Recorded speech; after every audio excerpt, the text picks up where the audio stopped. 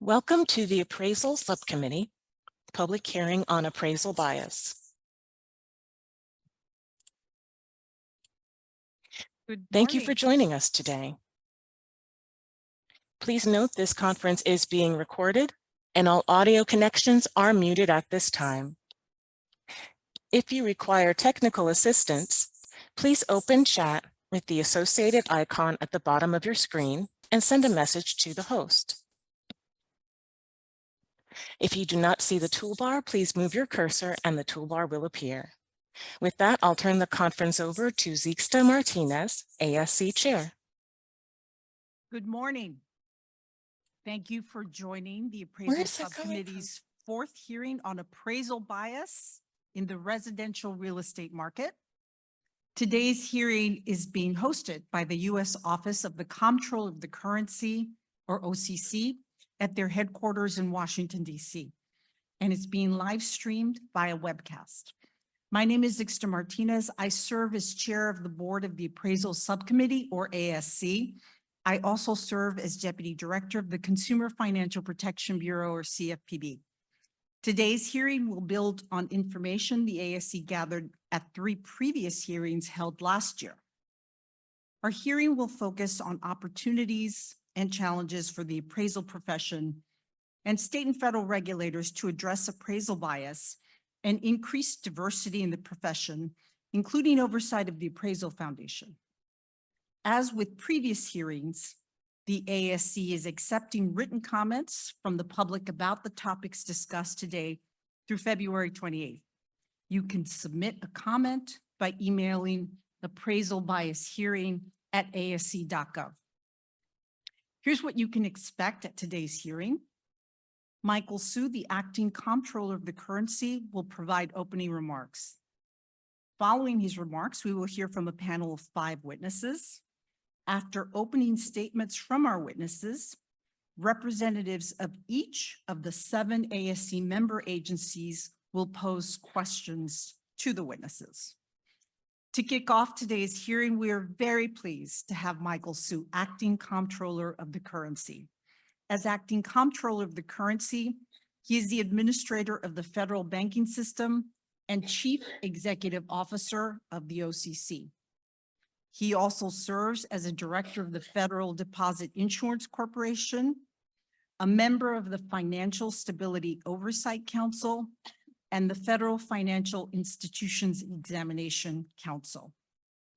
Prior to joining the OCC, he served as an associate director in the Division of Supervision and Regulation at the Federal Reserve Board of Governors. In that role, he chaired the Large Institution Supervision Coordinating Committee, Operating Committee. He has also served at the International Monetary Fund, at the U.S. Department of the Treasury, and the Securities and Exchange Commission. I'm honored to invite Acting Comptroller Su to the podium.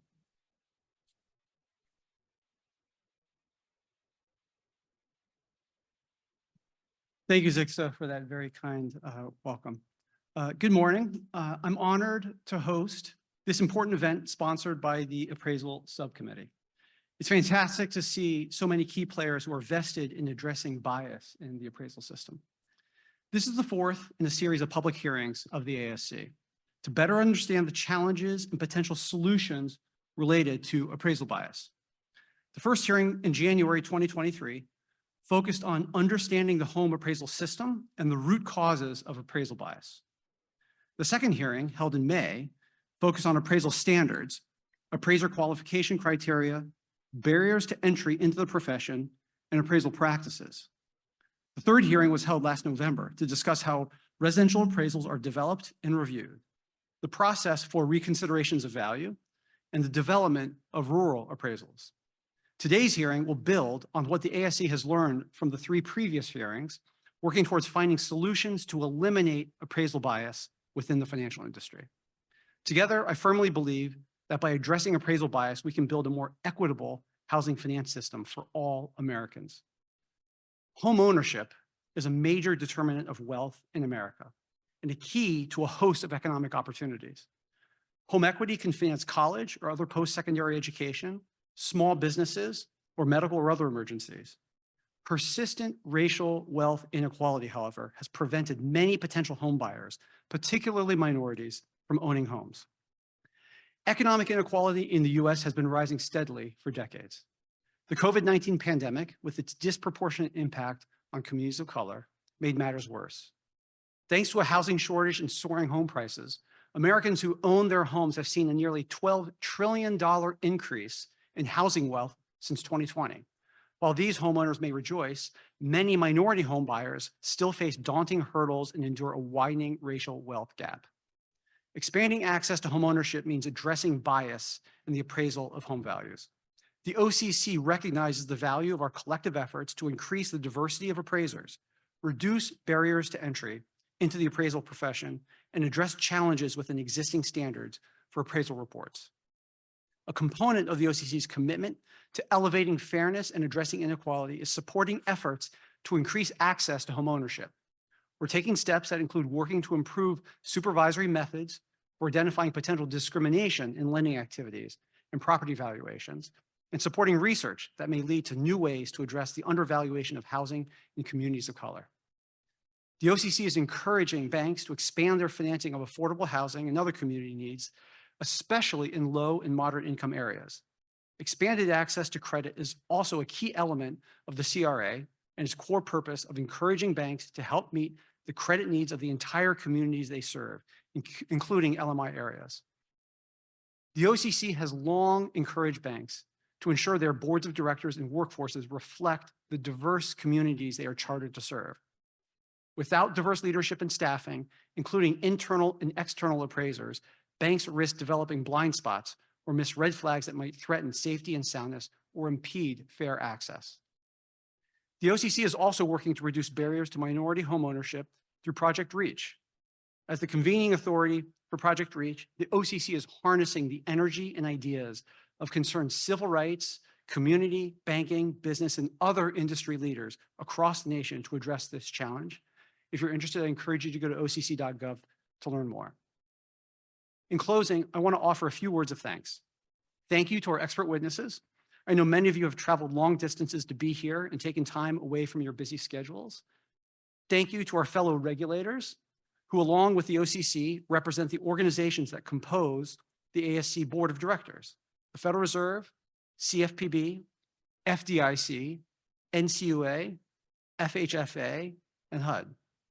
I also want to recognize the collaborative efforts by the ASC board member organizations, appraisal profession representatives, state regulatory licensing agencies, and those with boots on the ground, the appraisers. Finally, I want to express my gratitude to the ASC staff, the Interagency ASC Public Hearing Working Group, and the OCC staff for making today happen. I know organizing an event like this requires countless hours of hard work. Appraisals are integral to underwriting residential real estate lending. They are the value part of the loan to value measure. By rooting out bias in the appraisal system, we can expand home ownership and wealth creation opportunities to all Americans. Thank you.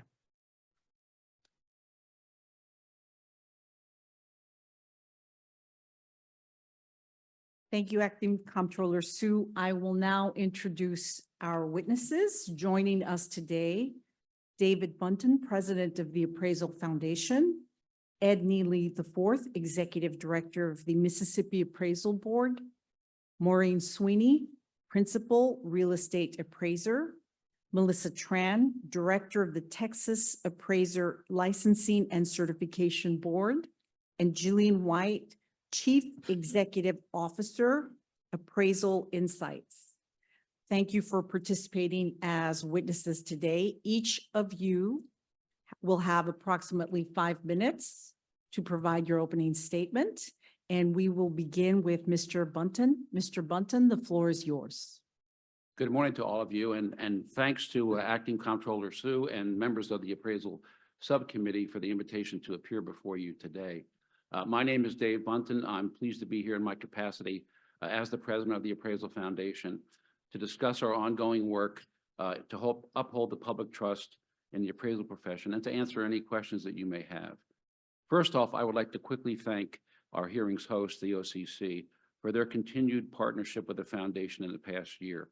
One of our trustees has worked with their Project Reach, and we have also worked together to incorporate our Industry Advisory Council's Automated Valuation Task Force report into the ongoing interagency efforts to establish quality control standards for AVMs.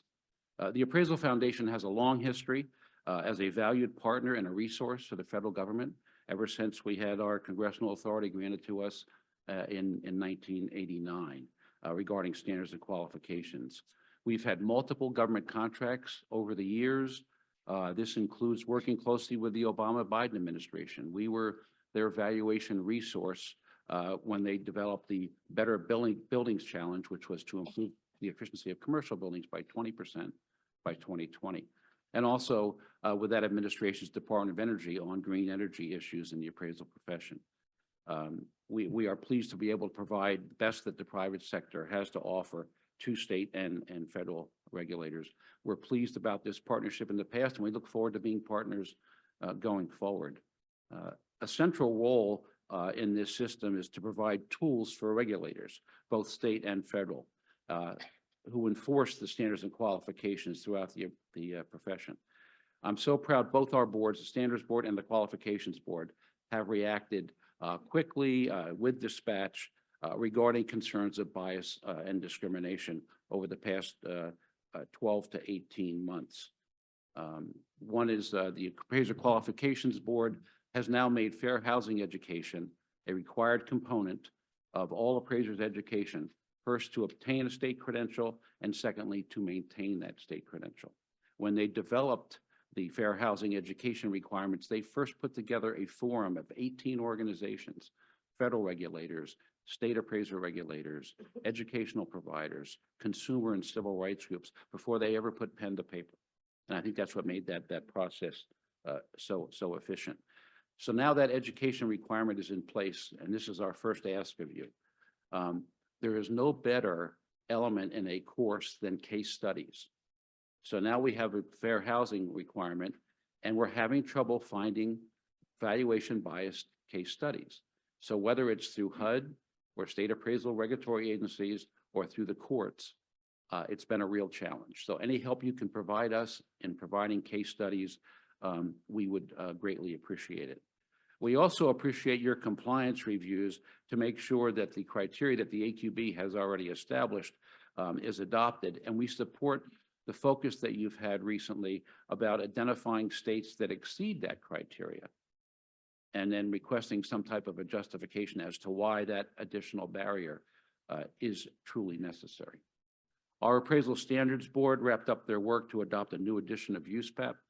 I think many of you are aware that the edition that just expired on December 31st had a lifespan of 4 years, and the new edition of USPAP, which is effective January 1 of effective last month, that doesn't have an end date. We're going to let the marketplace decide when it's time to write the new standards, and we will give ample notice to the marketplace. But in 2023, they completely revised the ethics rule, again, getting a lot of input from a lot of entities, including the federal banking agencies, and that new edition is now available. Here is this is my second request to the Appraisal Subcommittee. It's our understanding from state appraiser regulators, and we have a couple with us today, is that when the ASC performs compliance reviews, they do not check to see if USPAP is being consistently enforced. We spent all that time on the ethics rule. We ought to check and see if states are applying it. I think they check to see if they are enforcing the current edition of USPAP, but they never actually get into if it's being consistently enforced or not. But that would be, we would greatly appreciate that. We spent all that time on the ethics rule. Let's just make sure that it's applied correctly. There are many other areas that we hope to collaborate with the Appraisal Subcommittee. I've been at the foundation for 34 years. We accepted a grant from the subcommittee for 30 years, and we have generally always viewed ourselves as partnership. Sometimes it expands and contracts, closer, not as close, but we've always viewed ourselves as partners with the subcommittee, partners with the state appraiser. Thank you, Mr. Button. I'm sorry. Okay. Mr. Neely, you have the floor. Thank you for the opportunity to be here today. My name is Ed Neely. I'm the Executive Director of the Mississippi Appraisal Board. Mississippi has only 3 small metropolitan areas. As such, the majority of our 82 counties are predominantly rural. We're experiencing extremely low appraiser capacity in over 1/3 of the counties in our state. Mississippi Practical Appraiser Training Program, MPAT, is a standalone practicum pathway to obtaining a licensed appraiser credential. This program serves to increase the current appraiser population, specifically in these rural, underserved areas of our state. The MPAT program tries to purposely seek out a more diverse group of underrepresented individuals that will serve to better reflect the overall general population of our state. This concerned effort will assist with creating a generational growth of diversified real property appraisers.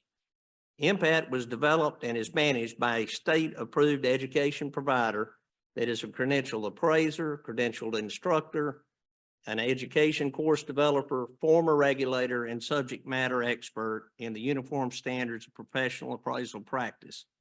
The manager is the primary instructor and has up to 6 co-instructors that serve as mentors. The mentors are credentialed appraisers, credentialed instructors, course developers, USPAP instructors, former regulators, etc. from across the nation.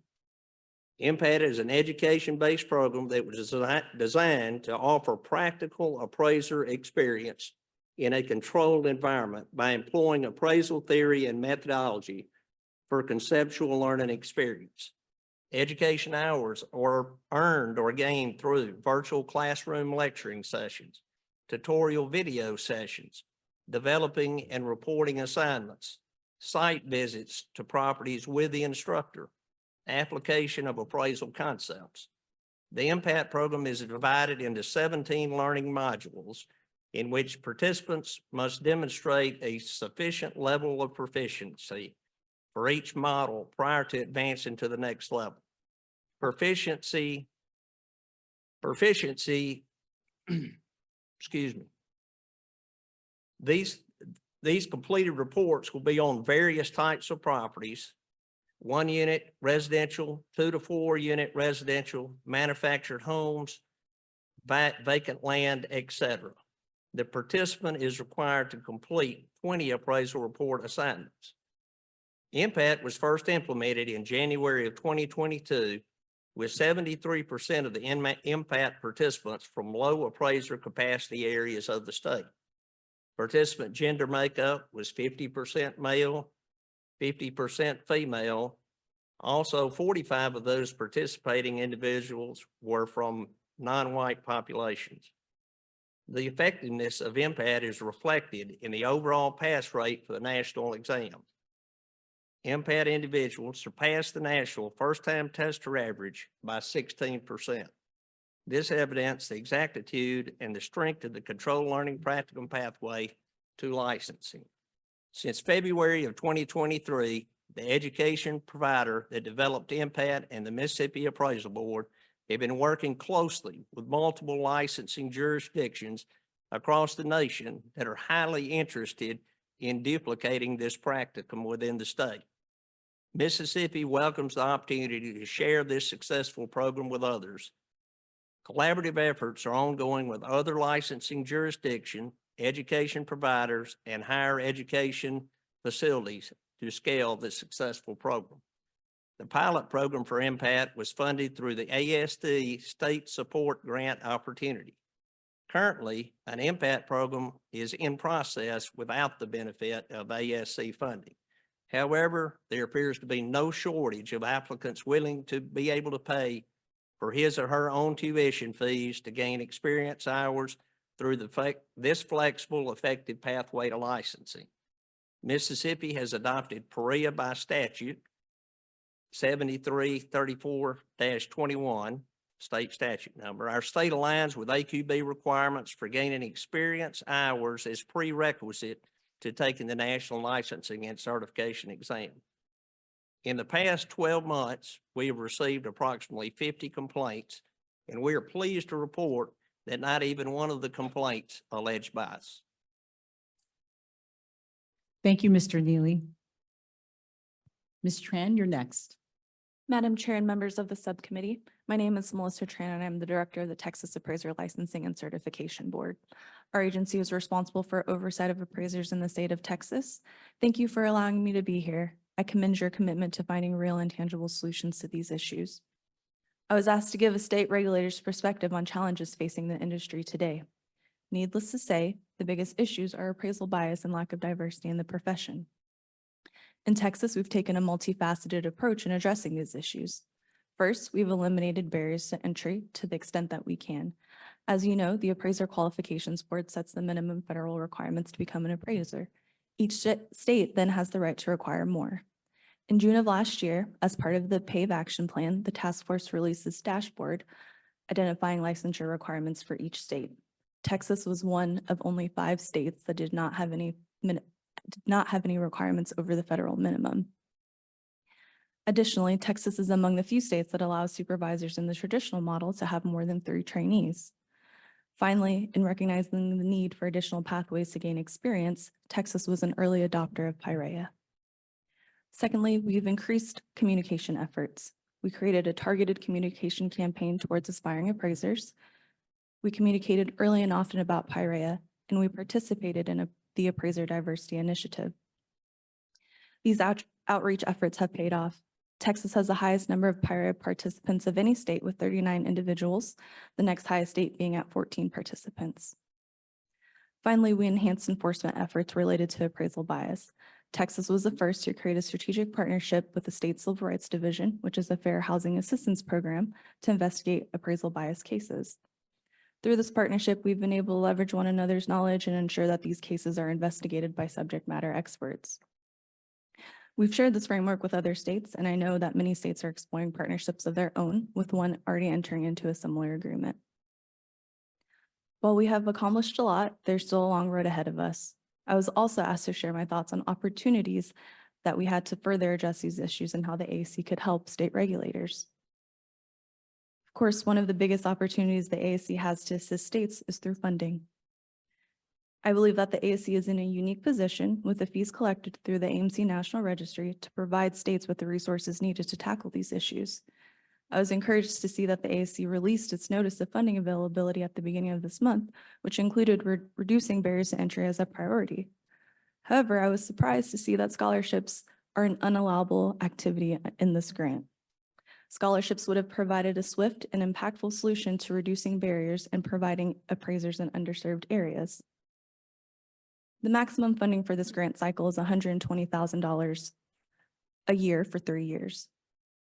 I've heard many great ideas floating around, such as creating practicum programs and partnering with universities and community colleges. However, these initiatives are extremely expensive.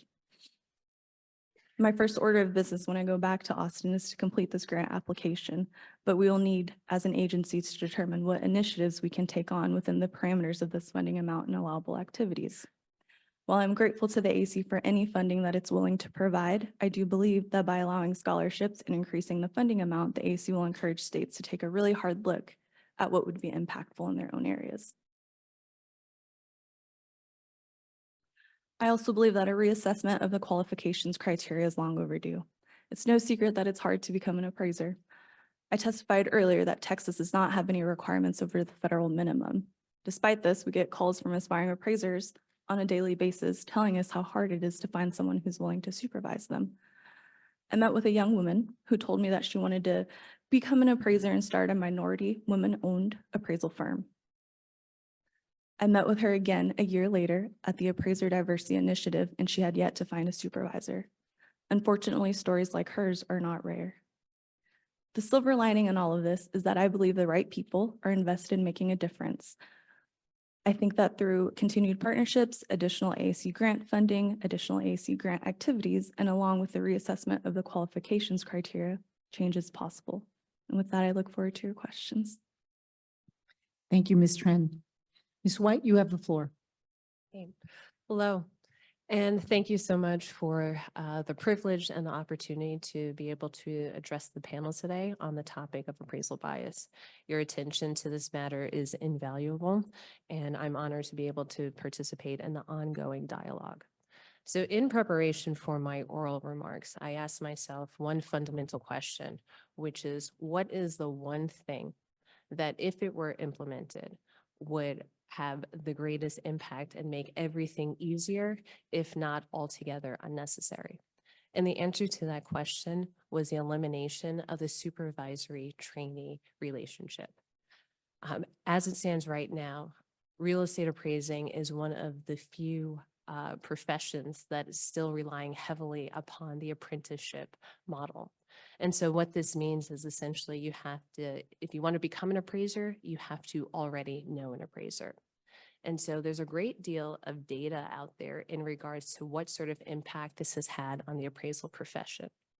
What we know for certain is that most appraisers are white, most appraisers are male, most appraisers are at or near retirement age, and most appraisers check all three of these boxes. In addition to that, we have information from the Fannie Mae report that states that race has an impact on the appraised value in regards to refinance transactions. We have data from the Freddie Mac reports stating that race has an impact on the appraised values as it pertains to purchase transactions. And most recently, we have data from the FHFA blog posts that race has an impact on the application and the size of time adjustments that are applied to appraisals. So when you look at all this information collectively, there's a clear story of a very homogeneous group applying opinions of value to heterogeneous communities. But if you are not a member of the particular group that is predominant within appraising, then there's an impact on your appraised value. In addition to that, within the preamble of USPAP, it states that the appraiser is responsible for maintaining public trust.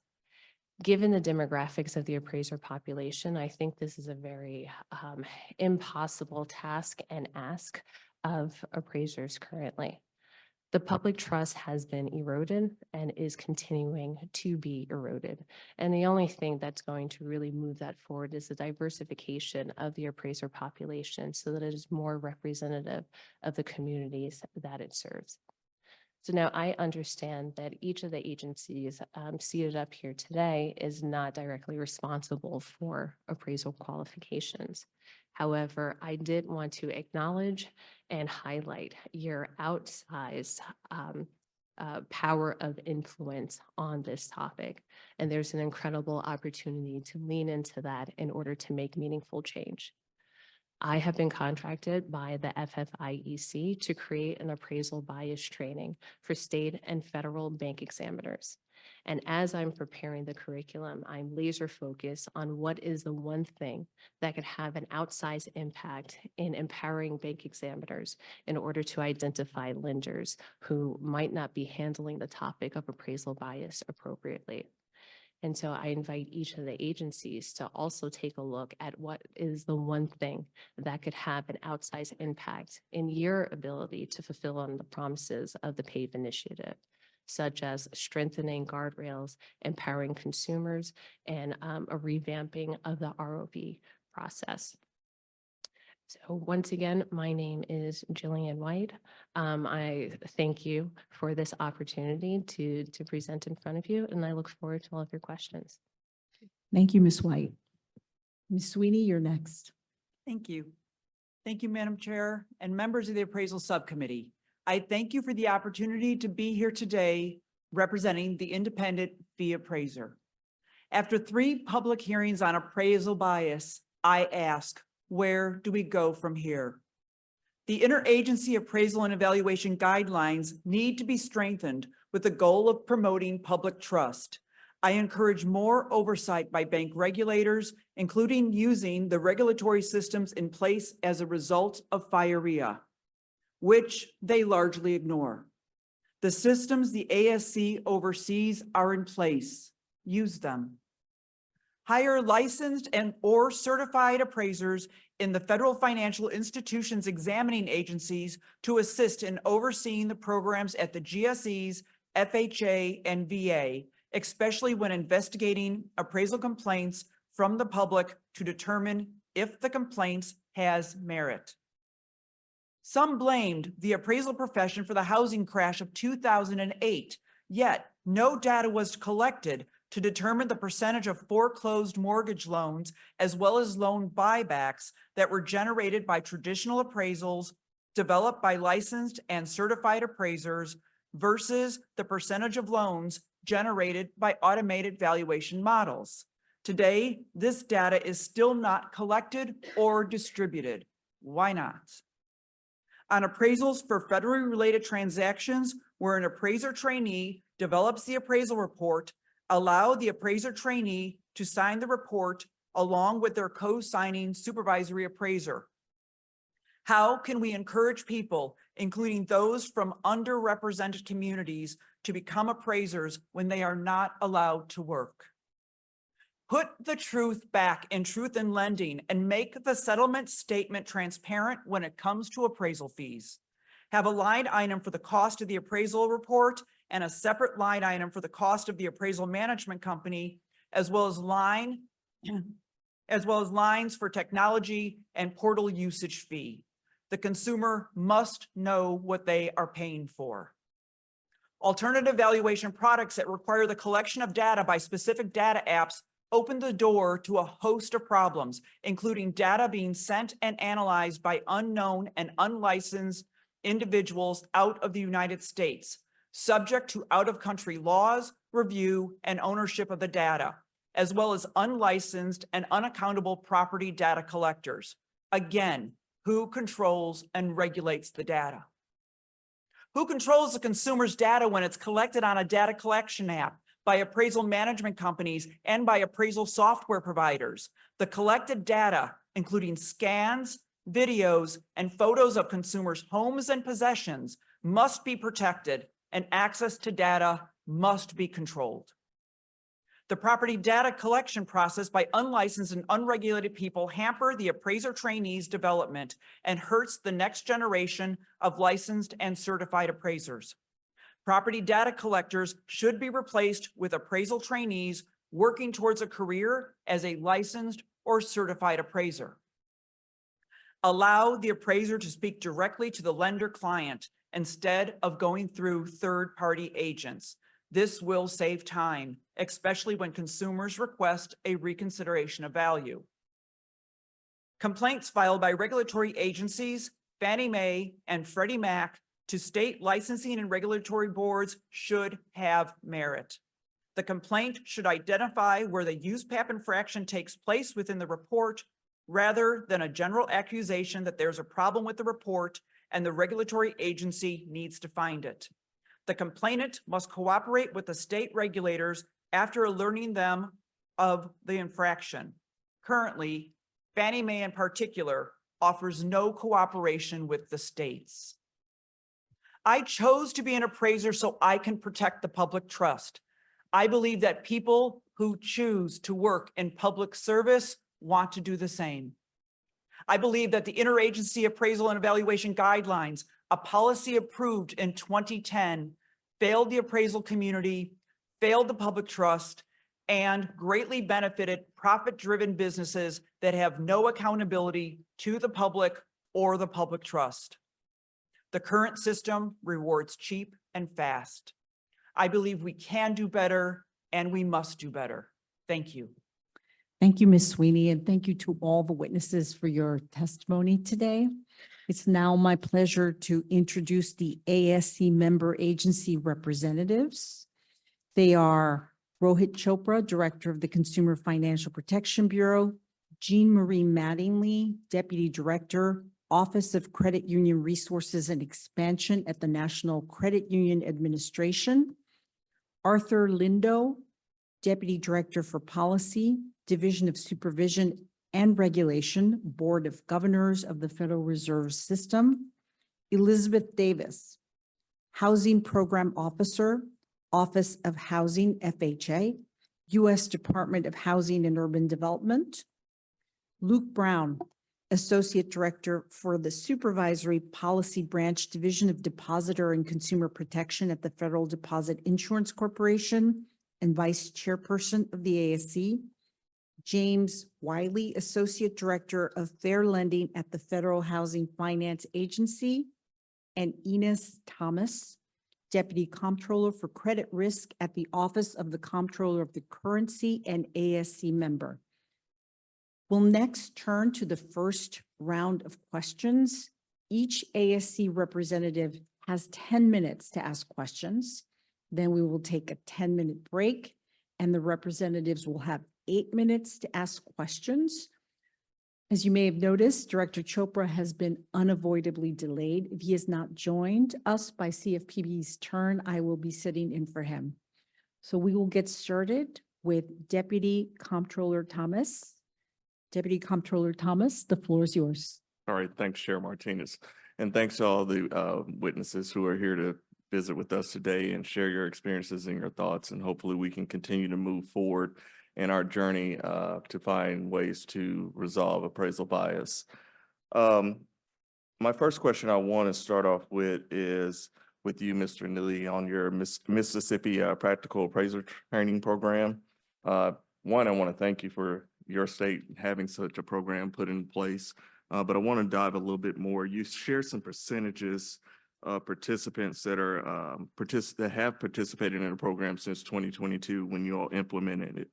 But could you give a little bit more background on like the numbers related to the participants? Yes, sir. Yes, sir. Be glad to. We had in the first impact class, we had 20 participants.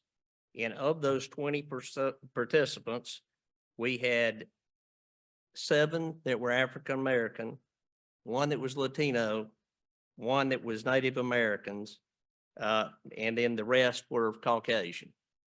And out of the 20 participants, we had 2 that dropped out, 2 did not complete the course, and 2 got other jobs in between that time and went on to doing something else.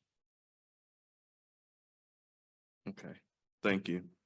As you well know, being in Mississippi, you're a state that have a number of historically Black colleges and universities. Is this program being marketed on those campuses such as Jackson State, Tougaloo, Mississippi Valley, or Alcorn State? I think right now, and to answer the question, I would have to say that it is not to my knowledge, but the reason for that, we just had the first program. You know, the graduates, there's another impact course that has started now. And going forward, I can't speak for the instructor, but speaking as a state, that is definitely something that is going to be put out. The impact program has really been beneficial in the calls, the number of calls. We got so many calls per week to the state. Hey, want to be an appraiser. I've been looking for a supervisor for 2 years and I can't find one. What can I do?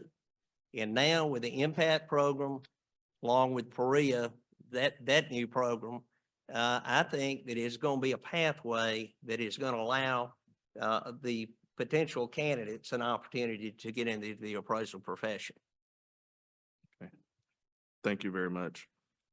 I'm going to jump to Ms. Tran, similar on an education related question. Since you all have adopted Pria, could you kind of describe kind of the success, what type of success you've had with the program so far? Our biggest success right now is just the number of participants we have in the program from Texas. The provider made the program available last September, so we have yet to get an applicant that came from the Pria program. So yet to be determined, Comptroller Thomas. Okay, thank you. So another question, this one's for the entire group and anyone can answer. I know Ms. White kind of answered it with her question on the elimination of the trainer-trainee model, but what shortcomings do you all see in the appraisal industry from a regulatory standpoint that you think should be fixed? If I could just start off here, the Yes, sir, Appraiser Mr. Bond. Qualifications Board is looking at all the elements of the qualification criteria. We traditionally look at it in silos, exam, education, experience. They're looking at it more holistically. What knowledge, skills, and abilities do you need to be an appraiser, as opposed to looking at each silo? This is the major part of their work plan for 2024 and 25. Thank you. And Ms. White, you can jump in again if you have another one.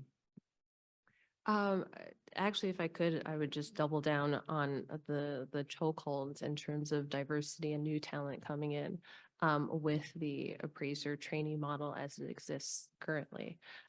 So like Ms. Tran, I've had lots of people reach out saying, I want to become an appraiser. Can you help me find a supervisor? And 21 years ago, when I was a trainee looking for a supervisor, the amount of friction in trying to convince a stranger to share their book of business with you is it's incredible. And the only reason why I was able to persevere and ultimately become an appraiser is because of the financial support and backing that I had of my family. I was a recent college grad living at home. My money was just spent with going out with friends. My rent was covered, medical insurance was covered, food was covered. And so I had the ability to persevere and persist and essentially convince somebody to take me under their wing. But without that financial backing and support, I wouldn't have had the luxury to stick with it to actually become an appraiser. So again, I think the trainee relationship is the most problematic. I would like to add to that. Maureen Sweeney here. And it comes down to fees.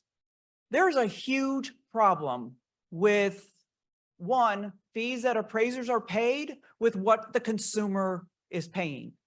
Okay, with the AMC model that is currently in place, which is basically the consumer doesn't know how much of their appraisal fee goes to AMC fees. When the AMCs showed up and I was forced to take a pay cut as well as do additional work, at least by 33%, if I wanted to do appraisal reports for federally related transactions and go through this middleman company of appraisal management companies, who then added additional bloated fees onto it. So the consumer is paying, they have no idea how much they are paying and how much goes to the appraiser. My written testimony, I actually show a clear that the appraiser is getting a third, the AMC is taking 2/3. So of that small amount that the appraiser is being paid, if they take a trainee under their wings and train them, that trainee will get a percentage of that. Of that, that trainee has to pay their MLS fees, their computer fees for their computer software. There's a technology fees that they have to pay to transmit information to their clients. You just can't press send and a PDF goes to the client. No, it has to go through a specific portal, which will then take even more fees. So with all of that, it is not, the current system right now is not conducive for working appraisers to take on trainees because nobody's making money. By the time it's all said and done, by the time you split that fee, take the time, take all the fees that we have to pay in order to train somebody, we're making less than minimum wage in many cases, and so is the trainee. The current system with these AMCs taking bloated fees, they're adding bloatedness to the system, and then the consumer has no idea how much they're paying for the appraiser. They think that we're taking, that's the monies that we're receiving. It's not. And so it really is, it costs many appraisers to take a trainee. It's costing us money to take a trainee on. So it needs to get fixed, please. I beg of you, like change the interagency guidelines, which clearly states here, States right in here, an institution should ensure, this is on page 20 of the interagency guidelines, an institution should ensure that when a third party engages an appraiser or person who performs the evaluation, the third party conveys to the person the intended use of the appraisal or the evaluation that the regulated institution is the client. This allows for the AMC to be hidden in the process. This needs to change, please. Please change it. Thank you. Thank you for your comments. Mr. Tran or Mr. Neely, I'll give you an opportunity in the last 40 seconds we have here.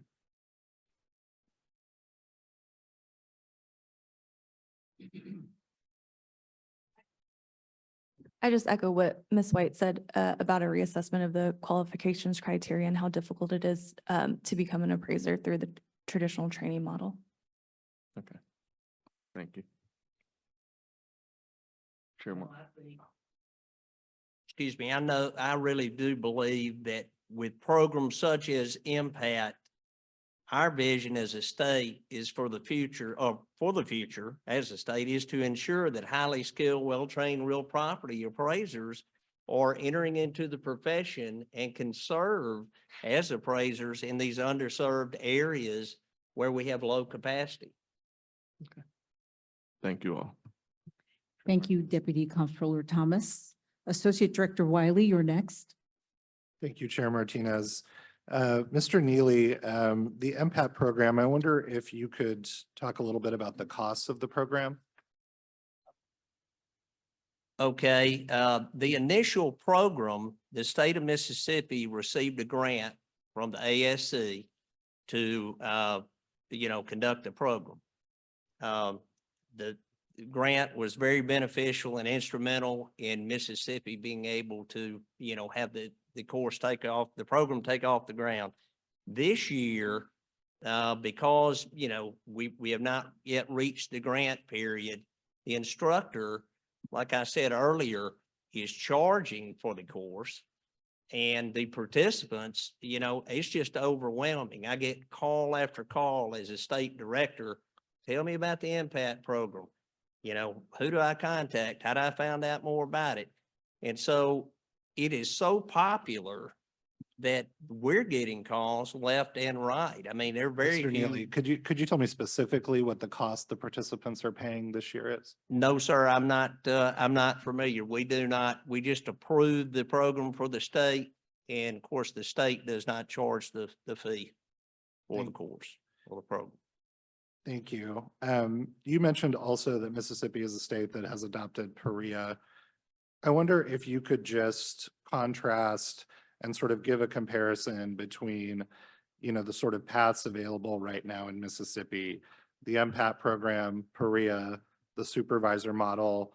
Could you give us some idea of maybe how many entering appraisers are pursuing each, comparisons in your view of sort of time, cost, and efficacy of each? Okay, be glad to. Like I said, with the MPAT program, I cannot comment on the cost of the program. I'm not familiar, and I was not here at the onslaught. Like I said, at the initial start of the MPAT program last year, like I said, the fee was $0. We think as a state and as the instructor that really it works out, it will benefit not only the state and the instructor if a potential candidate has a little skin in the game. That way they're not just taking the grant money and, haphazardly deciding, don't want to do it now. It's a little bit too difficult. Didn't have a lot of that, but we had some of that. And, a lot of the people that are signing up for MPAT, and I'm sure Pria will be the same way. These people have full-time jobs. They can't afford to quit doing what they're doing because most of them have families. They've got to do it, after hours. And that's the great thing about MPAT is the MPAT program was developed where normally the meetings take place either after work in the afternoon or early in the morning before work. If you're unable to attend a session, then those sessions are recorded and you can go back and catch up. So it's been very beneficial.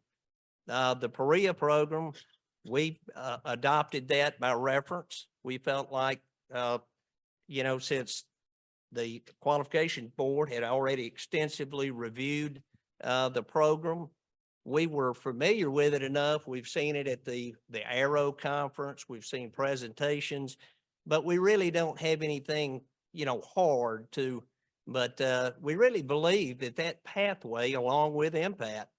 Pria differs, from what I understand, where, with impact, you had virtual classroom lecturing sessions, tutorial video sessions, developing and report assignments, site visits to properties with the instructor, and application of appraisal concepts.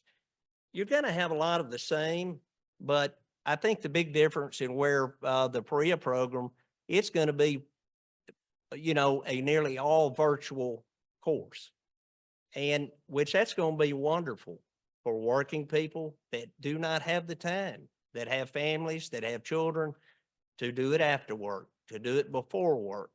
I think there's a need for both programs, and I'm really excited about it. In regards to the supervisor trainee model, like Ms. Tran said, our state is the same way. Unless a potential appraiser wants to get into the profession, he either has to have a family member who is an appraiser, or he has to, have a good friend that is.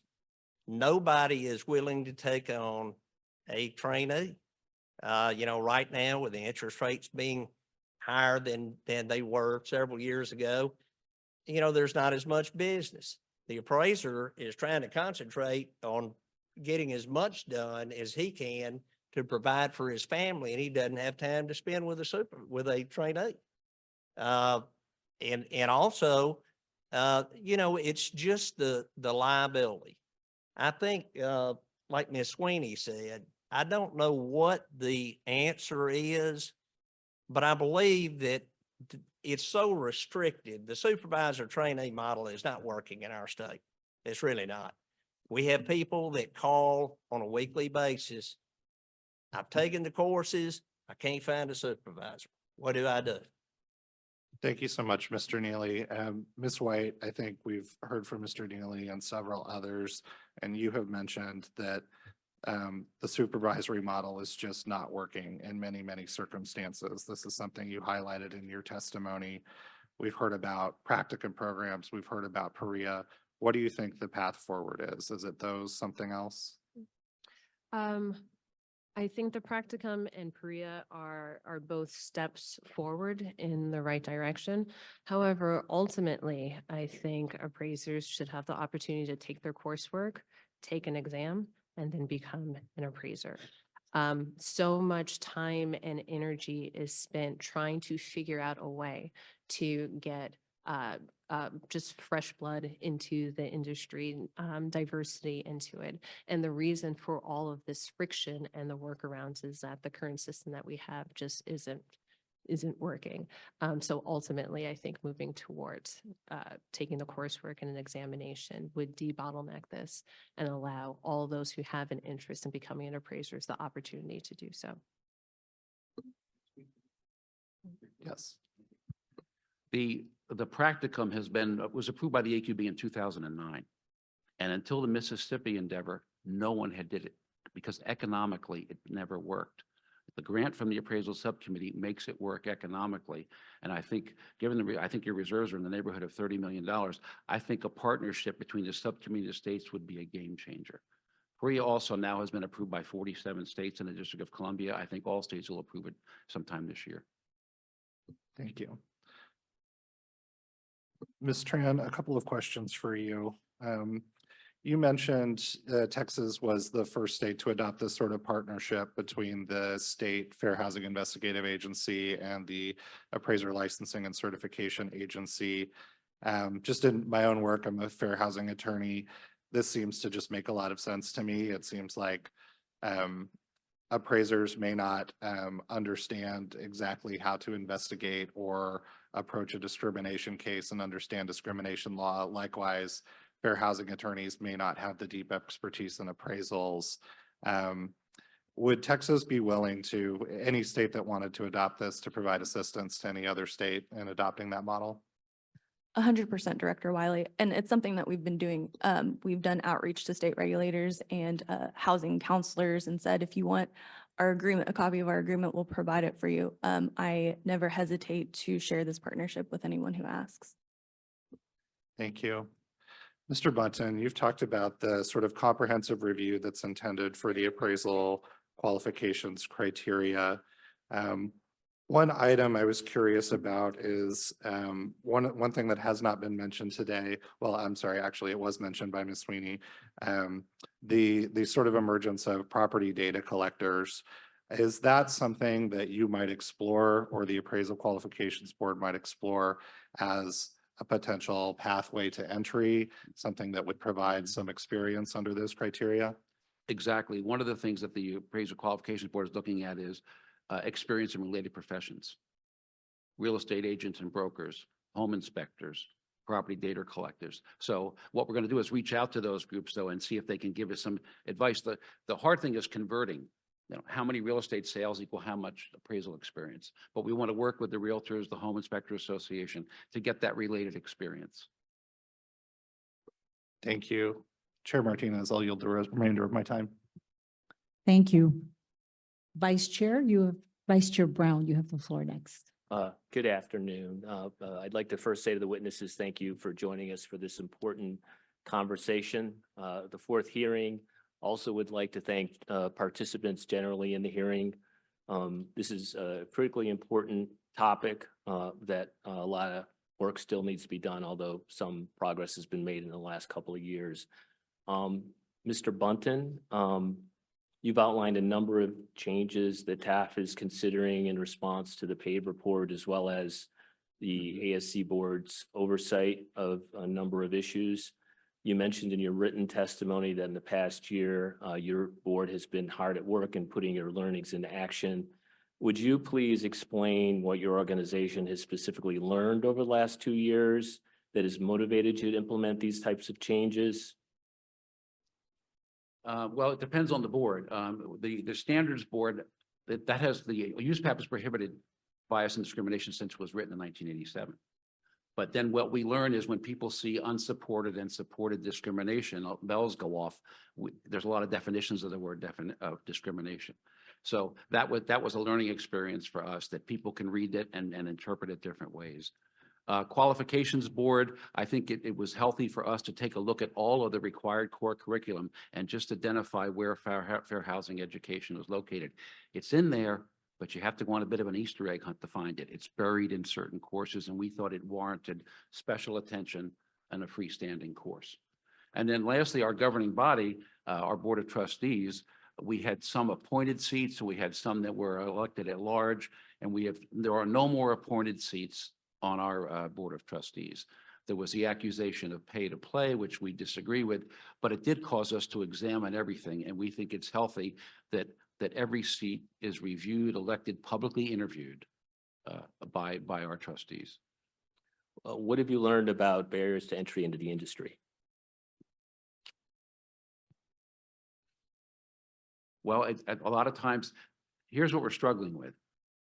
Appraisers determine the value of for most people, the biggest asset that they own.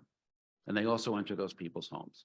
So you have to have meaningful qualifications. And what is meaningful qualifications to some people is a barrier to entry to another person. And we're trying to sift through that and say, what are the knowledge, skills, and abilities that you need to do, and what really isn't necessary and is more of a legacy barrier there. And that's why the qual board in this calendar year is going from top to bottom to look through all that. Have you learned more about the supervisory model over the last couple of years? Well, that we've known for a while that it's a challenge, and which is why they began working on Pria, which is a multi-year effort. But I think through the practicum and also through Pria, I think we'll be in a much better place.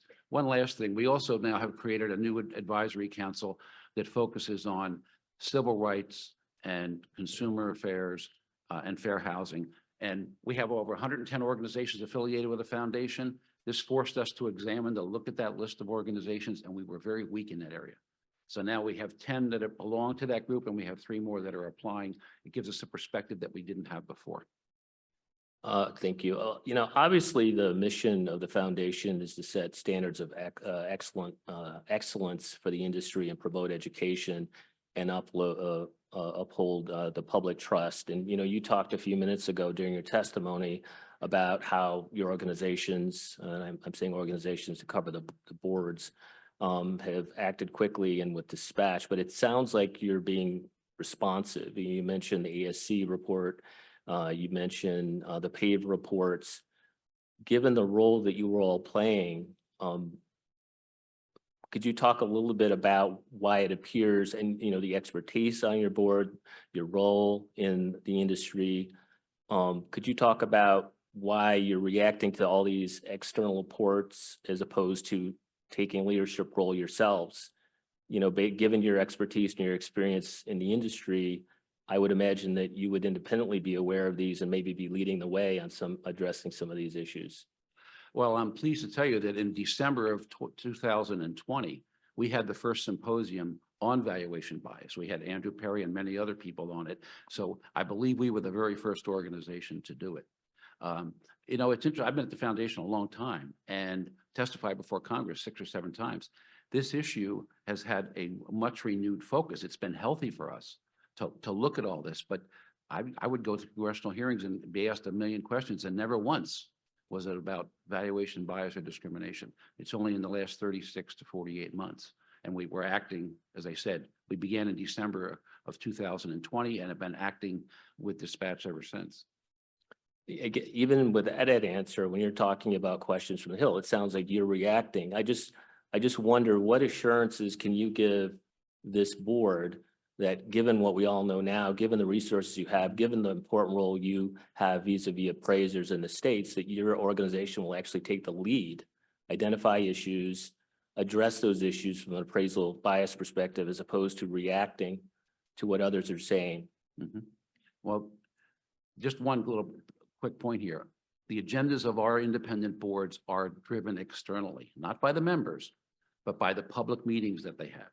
So it never really was a topic that was raised very much, but particularly having that new Care Advisory Council, we hope that we're going to get a steady stream of issues from people that are impacted by valuation bias. Thank you.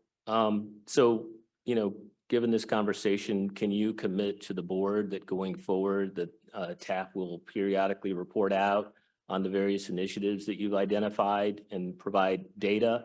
And again, I know you're retiring, that you'll give us assurances that despite your departure, that the board itself, as well as the new leadership, will be focused on these issues. And again, providing a leadership role is critically important given your role in the industry. You can count on it. I mean, we can give you a report on how the population of our 3 boards has changed. We did a demographic study 3 years ago. We're doing another one later this month, and we want to measure if we've moved the needle at all on the appraisal population, and we'll make all that available to you. Okay, and I want to ask you as well about the supervisory model. I know, you know, we're all moving towards, not we all, but a number of states are moving towards Pria.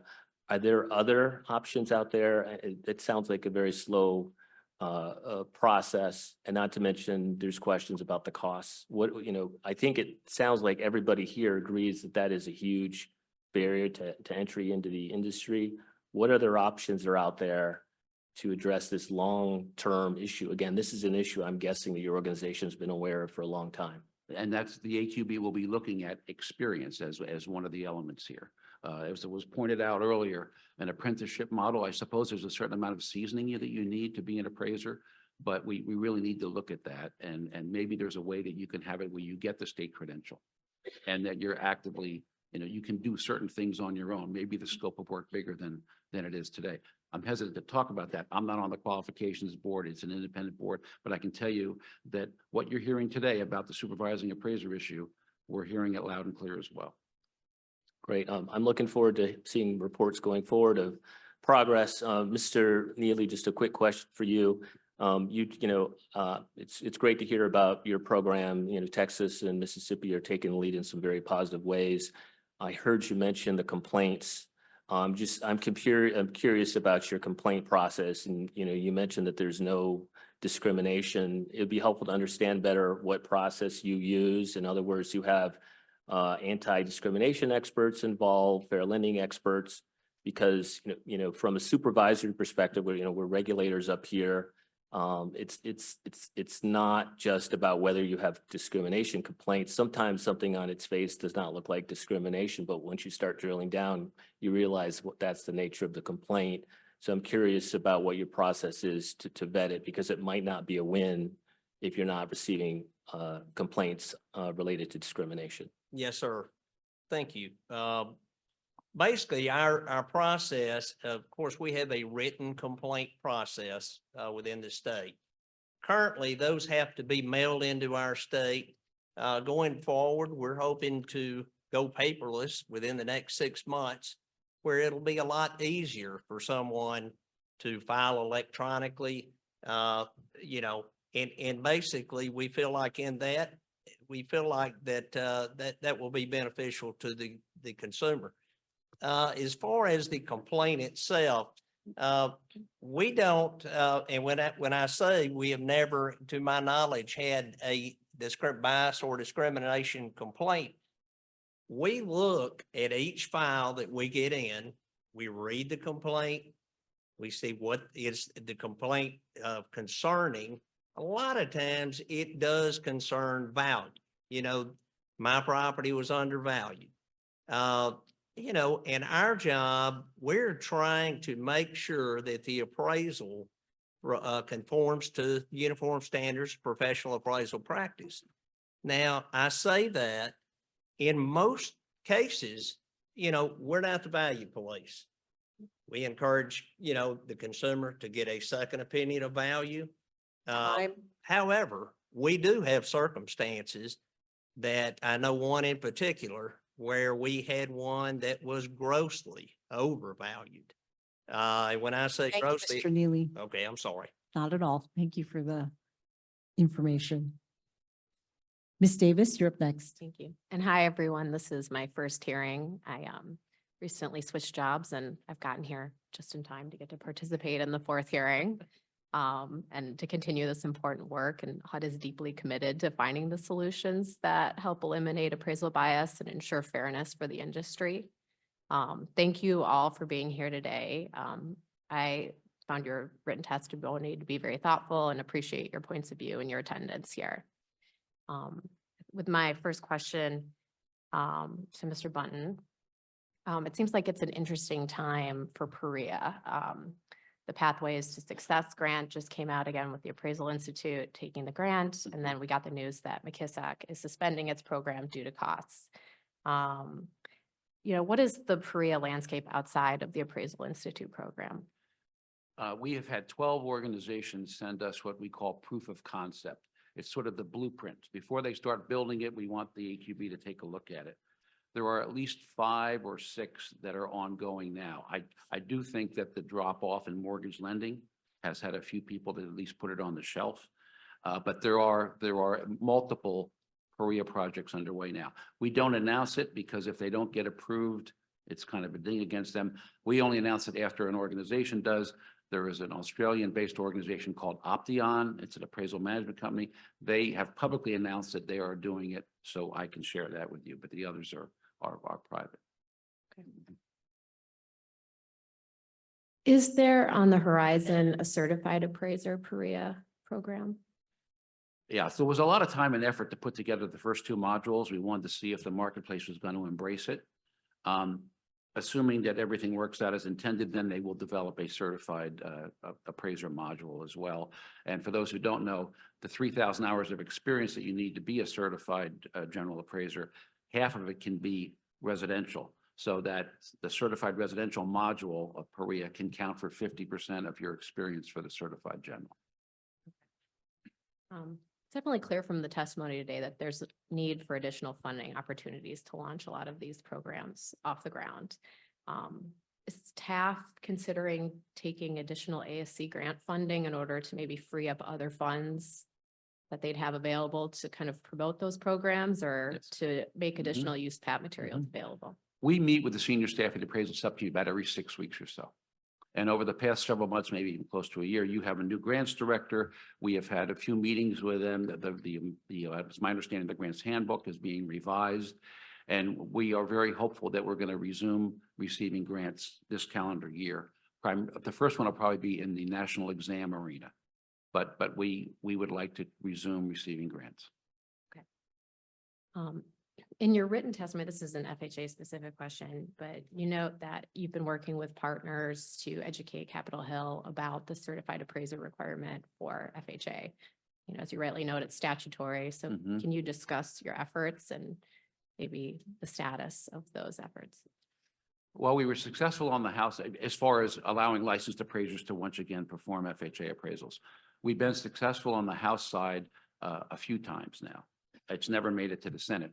We don't lobby. We just go there and provide them information as far as that we believe a licensed appraiser has the knowledge, skills, and ability to perform a residential appraisal. On the Senate side, Senators Tester and Thune have jointly sponsored an appraisal bill that contains that provision. It's an odd time on Capitol Hill. I used to work up there for 12 years. I'm not sure what's going to happen, but I just think it would be good for everyone. Point of information, in 2006, we had 30,000 licensed appraisers in this country. Right, I'm sorry, 30,000 credentials. Today, it's 7,100. They left, particularly in rural areas, because they were only doing 1 or 2 appraisal. They didn't want to move up to certified because they had more courses. They had to sit for an exam, so they stopped doing it. So that's where the real shortage is, rural America and in the licensed arena. Can you talk about any additional efforts you have to help promote appraisers in those areas? Sort of, I'm thinking here before I speak that we're not an advocacy group like the Appraisal Institute. Other groups are advocacy groups. We're a standard and qualification setter. So in that regard, we do a lot of things. We go out and review and approve colleges that have courses in this area. But I think we promote the idea that you want to make sure that you hire someone who is competent, you know, who is qualified. But we don't really go out there and try to recruit. Okay. Your testimony before us today talked about how you're looking for some case data. Yes, Could you describe specifically what you are looking for in the efforts that you take into? certainly. obtaining it? So fair housing, the courses, both the 7-hour course that you take when you get your state credential, as well as the 4-hour that you have to take every 2 years. We believe that there's no better illustration than a case study or two, so that the appraiser goes, oh, there, by the grace of God, go I, type of thing. But we really cannot find them. I know part of the reason is that a lot of them are private and there's some non-disclosure agreements, but I think it would be healthy. We're not going to develop a fair housing course. We're letting the marketplace do that. But if we could have a repository of several cases that any educational provider could come and apply it to their course, I think it would serve everybody very well. Thank you. I have a question for Mr. Neely. You talked about the number of complaints that your state has received. And from an ASC perspective, do you think that ASC should require that states track and report the number of complaints received each year to the ASC, including the basis of the complaints and the efforts taken to resolve them? Yes, ma'am. I think that would be a good idea. Okay. And Texas? That's something that we currently report to our board. So if the AAC wish to do that, that's information that we could already provide. Okay, thank you. And also for Mr. Neely, does MPAT need continuous grant funding to provide the program, and are other resources emerging perhaps to help fund? I'm sorry, I did not understand the question. Does MPAT need continuous grant funding to continue the program, and are other resources maybe emerging financially? No, ma'am. I think that it is demonstrated that the program can now run on its own. I think that we have people that are more than willing to invest in their time, money into that pathway. And I think it was a great benefit starting out, but going forward, I do not see the need where that's going to be a need to have a grant for the MPAT program. However, we had a meeting last week with ASC concerning the grant program. I think that is absolutely wonderful because it allows states such as a small state like Mississippi to be able to, get the resources that we need to effectively run a regulatory agency. We've got roughly 1,100 appraisers in the state. We have another roughly 100 appraisal management companies. But we just, right now, we need additional manpower to help us beef up our regulatory process. Okay. And your testimony noted that other states have approached you about adopting programs similar to MPAT. Have your discussions with them included the topic of grant funding or other ways to finance? Absolutely. I have talked to Ms. Tran. We have talked several times. I've talked to Angela Jamont in California. Love Angela, great person. But anyway, yeah, it's the information, they're just dying. Tell me about the program. Tell me, I've heard about this success of the program. And, I tell them as much as I can and then refer them to the instructor and developer of the program. And, we're more than happy to help and facilitate that and do on a weekly basis. Thank you.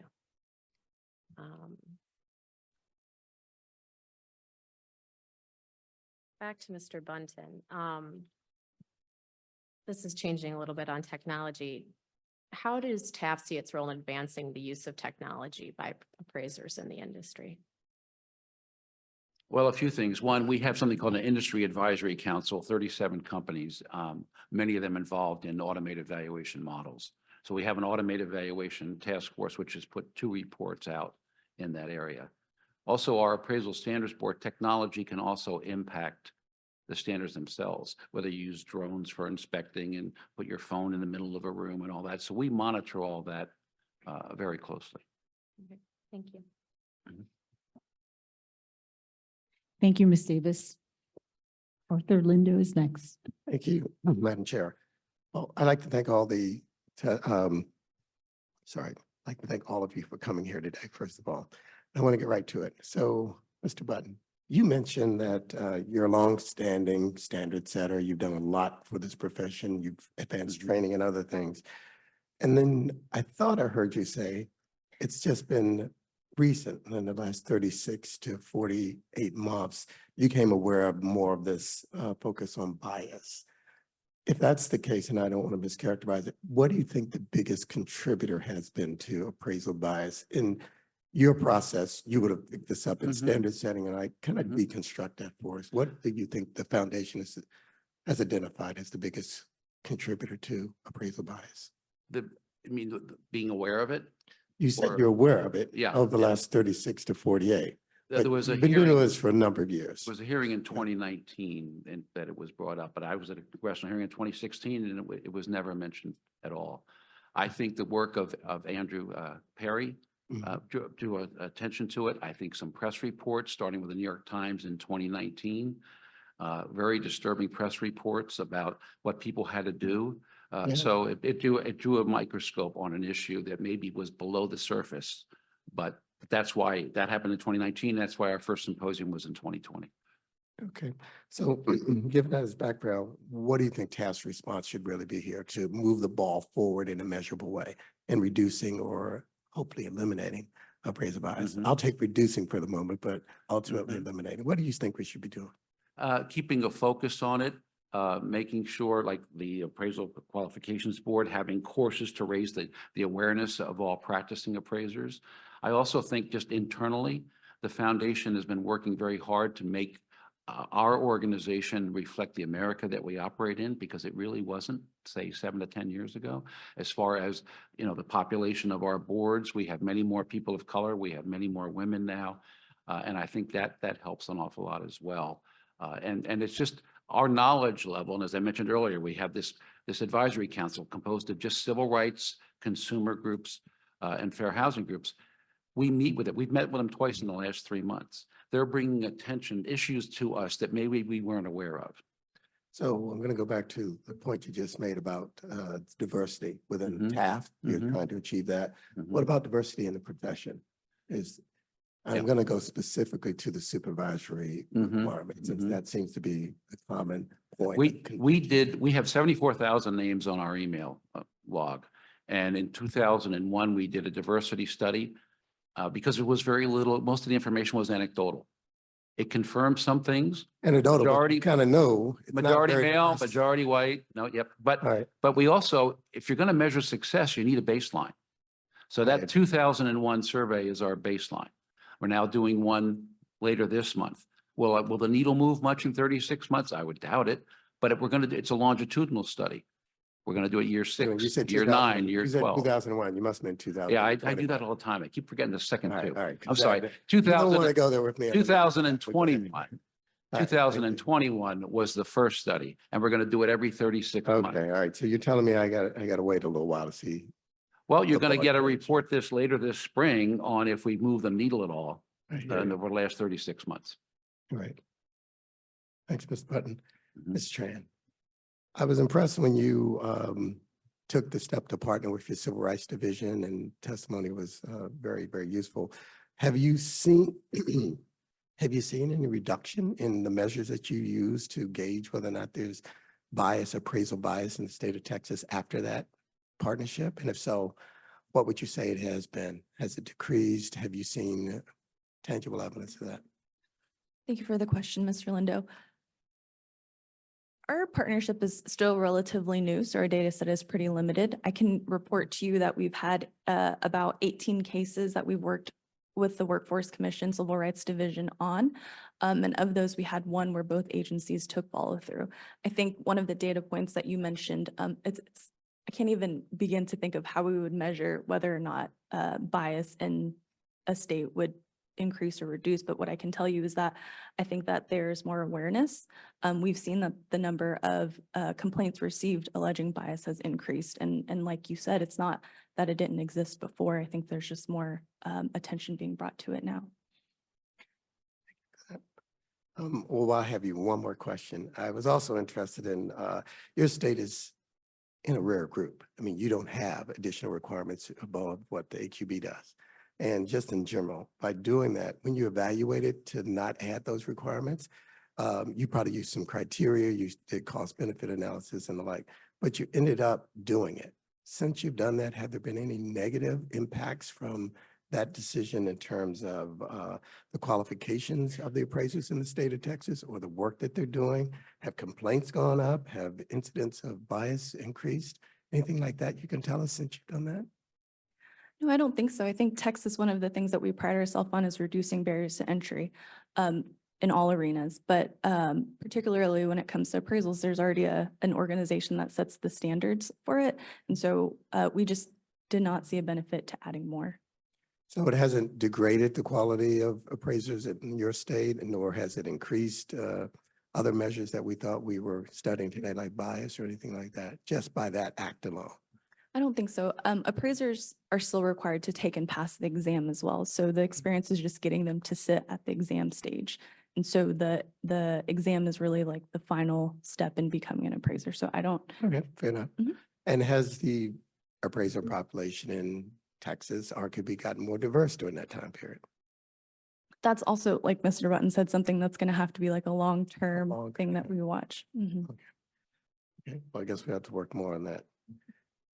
Ms. White. Question for you. I'm a data guy, so I love the idea of standardizing ROVs and the like. So I was intrigued by that work there that you were talking about. What do you think are the largest barriers to such standardization? I think the largest barriers are that every lending institution, their operations operate a bit differently. So in coming up with one comprehensive, standardized way of handling it, for the most part, it has to be pretty much a broad stroke to make sure that each lending institution is able to apply it. Right. But some of the key points that can be measured are just the frequency of ROV requests. What are the results of the ROV requests? And then tracking any sort of changes in value. When I was working at a lending institution, we implemented this and had some really quick findings that enabled us to figure out where we needed to deploy resources as it pertains to ROVs in order to be the most effective. So just getting some baseline information in terms of what is going on with this process, and then having that shared so that lending institutions are able to compare their numbers against others. You know, like that standardization, we can measure it. Okay. I got about 2 minutes left, so I'm going to open it up for a question for all of you. And I'll start with Ms. Sweeney. But the idea here is, do you really think we have the right balance? We've got a tremendous amount of work that's been done to say these are the costs of becoming an appraiser. These are the hurdles that required to be overcome to get into the industry. But we haven't talked about the revenue side of this. You touched on that a bit. Do we really have more of a market price for appraisals, or is that in need of review? Because I see the constraint on what you can charge, but the idea that the costs keep going up for the average appraiser and the like, what do you think is a real market price for an appraisal if Well, you didn't have some of these things? Well, I can tell you that what appraisers are receiving and what the consumer is paying, especially when appraisal management companies are involved, is a very different, are very different. And so what cost, basically the cost for appraisal, it depends on what the scope of the work of the assignment is. For example, Residential. Exactly. So And rural, so we can well, open it up. but to answer your question, the cost for an appraisal of a one-bedroom condominium in a building that has 500 similar units is very different from the cost of a 15,000 square foot single-family house. Those are two different appraisal assignments with two different scopes of work. So having the same fee for each is not practical, because the amount of time that's going to go into each is very different. And so in our state, if you're when one is getting their license, there is a matrix for. Oh, I'm sorry. No, go ahead, please. There is a matrix for, here for a single family home, 10 hours, condo, 10 hours. But if it exceeds that, then you have to explain, hey, why are you taking more hours in there?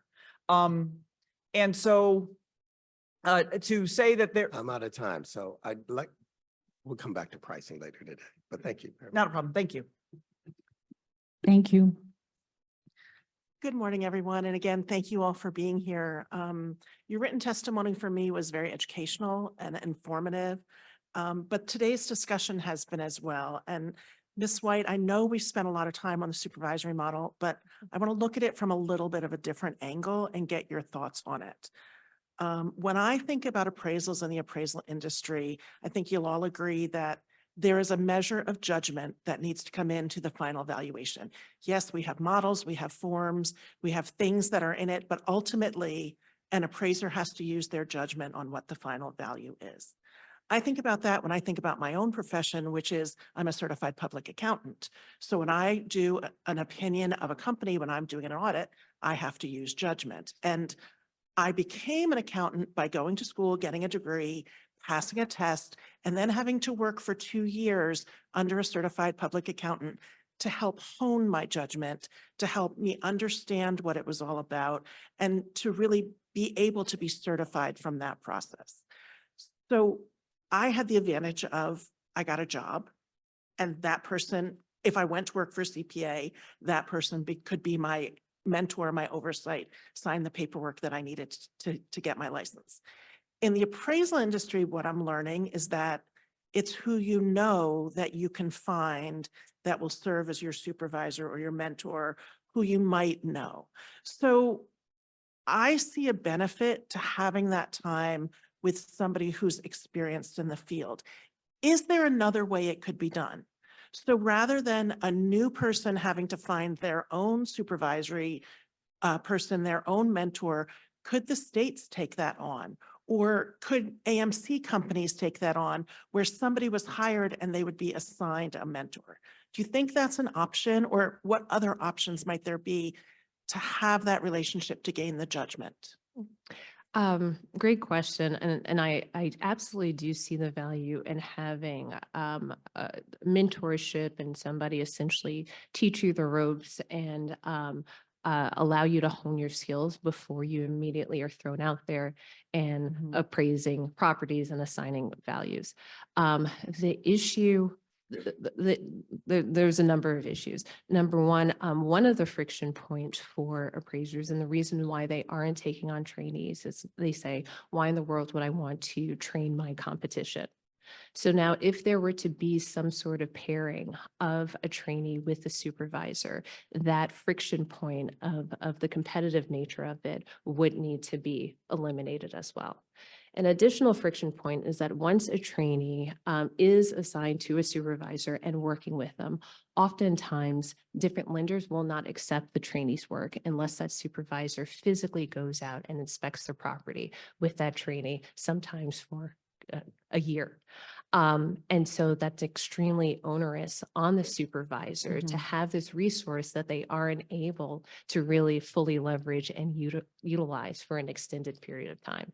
So a pairing of a supervisor and a trainee, I think that would address a lot of the friction points in terms of having to know somebody in order to become an appraiser. But there are also other friction points that would prevent, I think, the efficacy of a program like that working. Okay, I can understand that. And I think, when I think about when I was first starting in accounting, the junior accountant carried the bag when they were going out with the person, and eventually you get more and more work assigned to you, to the point where you're doing the work and somebody is just reviewing it afterwards. So I think that's something that maybe if we could look at either through the qualifications board or through state licensure of different ways, maybe different levels of appraisal, that's certainly something that can be looked at. But thank you. That does help me understand it. And I do think it's important to have that guidance and that mentorship for a new person in the profession. Ms. Sweeney, I'd like to move over to you and some of what your testimony was. You indicated in your testimony that complaints from homeowners and appraisers were numerous, but that your review of the complaints indicated a lack of competency rather than an ethical violation. Can you talk a little bit more about that? Do you have any type of percentage of how much was competency versus ethics? And once you became aware of the lack of competency, what was done about it? I know we're trying to work on the ethical violations and there are ways to do that, but as you were finding a lack of competency, what was being done about that? Thank you for your question. I totally appreciate it. I served on the Illinois Appraisal Licensing Board from 2005 through 2017. During that time, many complaints came in. And many of the complaints, this was before the supervisory appraiser trainee program was enacted. And so we ran across appraisers who took their basic appraisal education, and then they became appraisers without having anybody supervise them, which then caused some problems, to say the least, because people didn't know what they didn't know because they weren't properly trained. They had their license, but what did they do with that license? For example, you alluded to the fact that you had to go for 2 years, hold the bag until you became comfortable being till you learned the ropes on being an accountant. The appraisal profession needed the same thing because there were a lot of appraisers who came in and they didn't know what they didn't know. And so what our board did when they came in, we had to determine what is the basis of this report. Okay, somebody complained about them. Most of the complaints came in from the public or other appraisers. Unfortunately, not a lot from lenders. Again, back to this interagency guideline thing. But what happened was that we had to determine, did they know what they didn't know?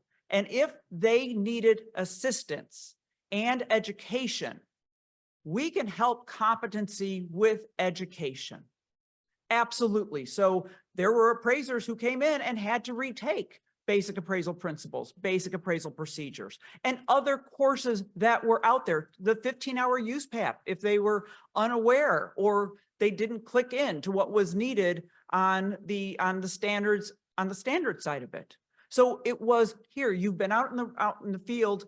Now it's time for you to retake these basic courses so you know what you need to know. And, and so there are many courses, qualifying education, that can be taken as continuing education. So that way they also got the hours. So a lot of appraisers received consent to administrative supervision, which was not a public discipline, but they got a whole lot of education to make them better appraisers. Okay. If it was an ethical violation, that's a different issue. Okay, thank you. The other thing in your statement was that you indicated lenders and agencies are not clearly identifying USPAP violations and filing complaints with the regulatory agencies. Can you tell us what you based that statement on or what evidence you have to support that? I base that information talking with investigators, with other state regulators, with for example, and with discussing with investigators and other state regulators throughout the country. Okay, thank you. My next two questions are long, so I'm going to yield my time right now and save it for next round. Thank you. I want to thank Deputy Director Mattingly and Deputy Director Lindo. Before I handle CFPB's questions, I want to recognize that Director Rohit Chopra and FHA Director Sandra Thompson are in the room. I will nevertheless be handling CFPB's first round questions. And the first question is directed to Mr. Bunton. Do you acknowledge that federal law requires that the Appraisal Subcommittee monitor and review the Appraisal Foundation? Yes, I believe those are the exact words in the statute. Mhm. At our May 19th hearing, Director Chopra asked Michelle Chikalski, Bradley, and Brad Sweeney if they would invite, notify, and allow ASC staff to observe all TAF meetings, including non-public meetings. Both said that that was a governance issue for the Board of Trustees. Mr. Bunton, Mhm. have you personally been involved in excluding ASC staff from exercising their monitor and review authority?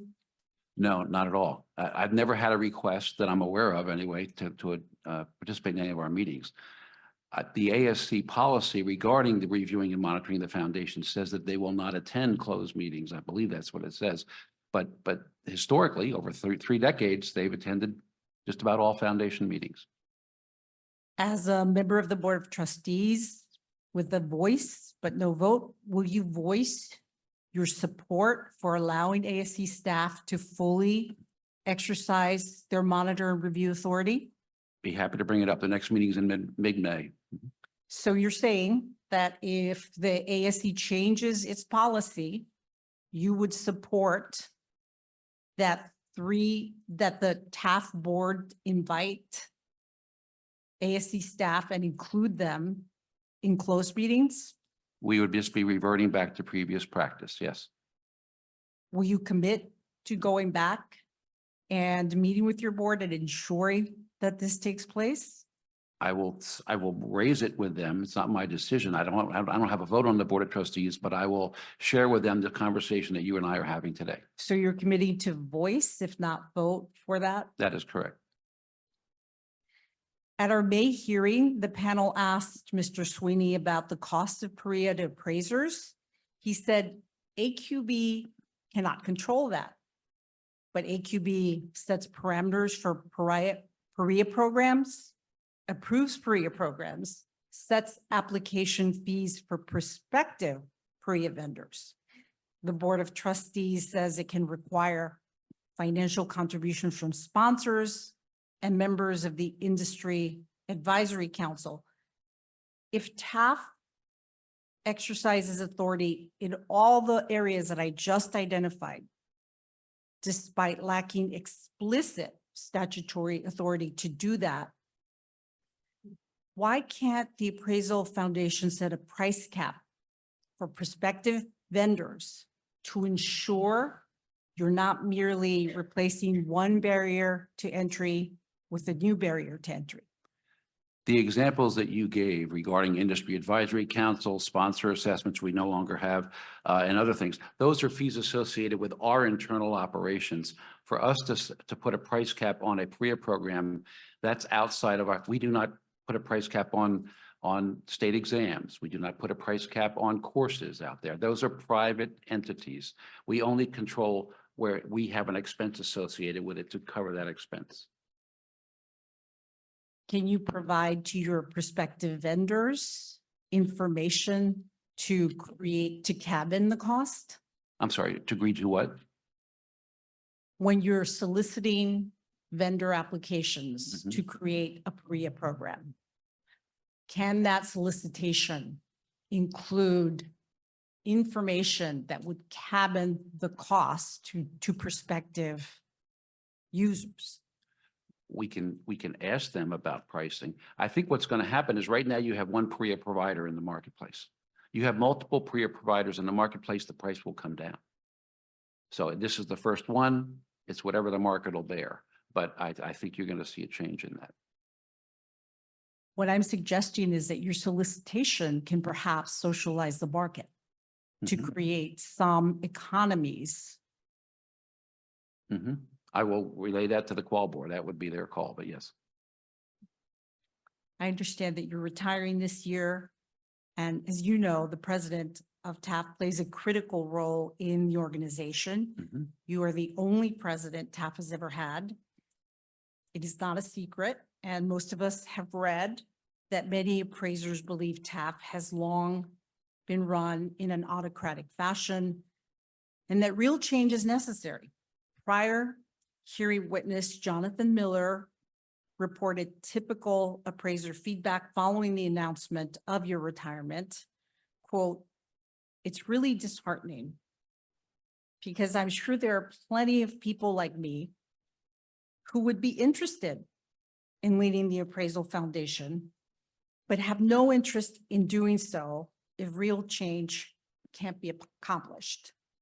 I and others at the ASC have urged TAF, both directly and in correspondence, to look outside the organization for its next president. Do you believe that this approach would help the lack of public trust in the Appraisal Foundation? Well, Mr. Miller does have a challenge with the truth often. Most of the time when he writes in an article, it is out there. I've talked to him. I've tried to correct. He doesn't want to hear about the facts. As far as an autocratic style, we have a board, we have a committee that picks people to serve on the qualifications board and the standards board. I am never in the room. I'm never involved in deliberations. We have a committee that decides who's on the board of trustees. I am never in the room. I am never involved in deliberations. Just among us, if you're in the people picking business, you don't stay there for 34 years. That's how that works. So I've stayed out of it. As far as the selection process, our board of trustees has picked a 7-person search committee. That search committee then went out and interviewed search companies. They selected one. They have developed a profile of what it would be to fill this position. I have seen that because they wanted to see what my opinion of it was. But I am not on that committee and I'm not involved in that process. And I know the process is ongoing. Thank you for that information. As you know, members of the AAC board talked to that individual consultant that was selected. And during that interaction, we conveyed directly that we thought it would be good for the market to consider external candidates for this position that has voice but no vote. Would you commit to recommending that the Board of Trustees use a process that will include and consider external candidates? The chair of the Appraisal Foundation Board of Trustees is present today, so she is hearing this conversation, but I can underscore it after this meeting with her. Would you commit to advocating for including external candidates? Well, I've kind of stayed out of the process of picking my successor. So to be consistent with that, as I say, I'm not involved in that. The chair of the Board of Trustees is involved in that, and she's present today. Can you appreciate that limiting a search and selection to staff of the Appraisal Foundation, which I believe includes around 13 individuals, doesn't compare to opening up the process, the Mhm. search, the selection to include folks who are outside the Appraisal Foundation? Mhm. I think it's weighing upward mobility in an organization versus an external search. And again, that's not my decision. Choosing someone who will run the organization the same way you've run it for 30 years is not necessarily beneficial to the organization. It may be a detriment and a continuation of the same problems that TAF has been criticized for. What is the downside to opening it up to external candidates? I don't know of a downside, but it's not my decision.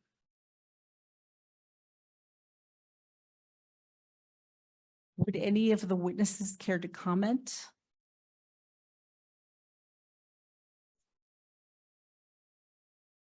Okay, that concludes the first round of questioning. We will now take a 10-minute break and we will regroup at noon. Thank you. About the water, I'm glad I laid off. Yeah.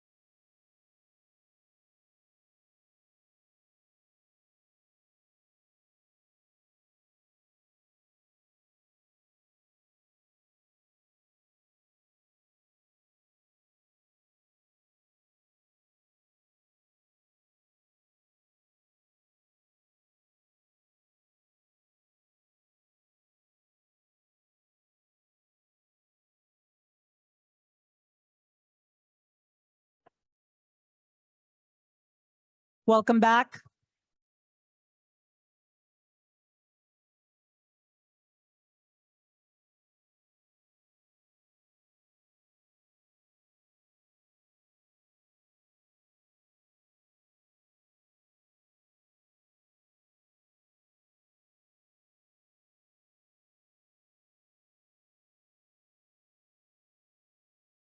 Welcome back. We will now move to a second round of questions. In this round, each ASC representative will have 8 minutes to ask questions. And we will begin again with Deputy Comptroller Thomas. Deputy Comptroller Thomas, the floor is yours. All right, thanks, Chair Martinez. Ms. White, I want to pose a question to both you and Ms. Sweeney, but I want to start with you first. And it's regarding the sales comparison approach.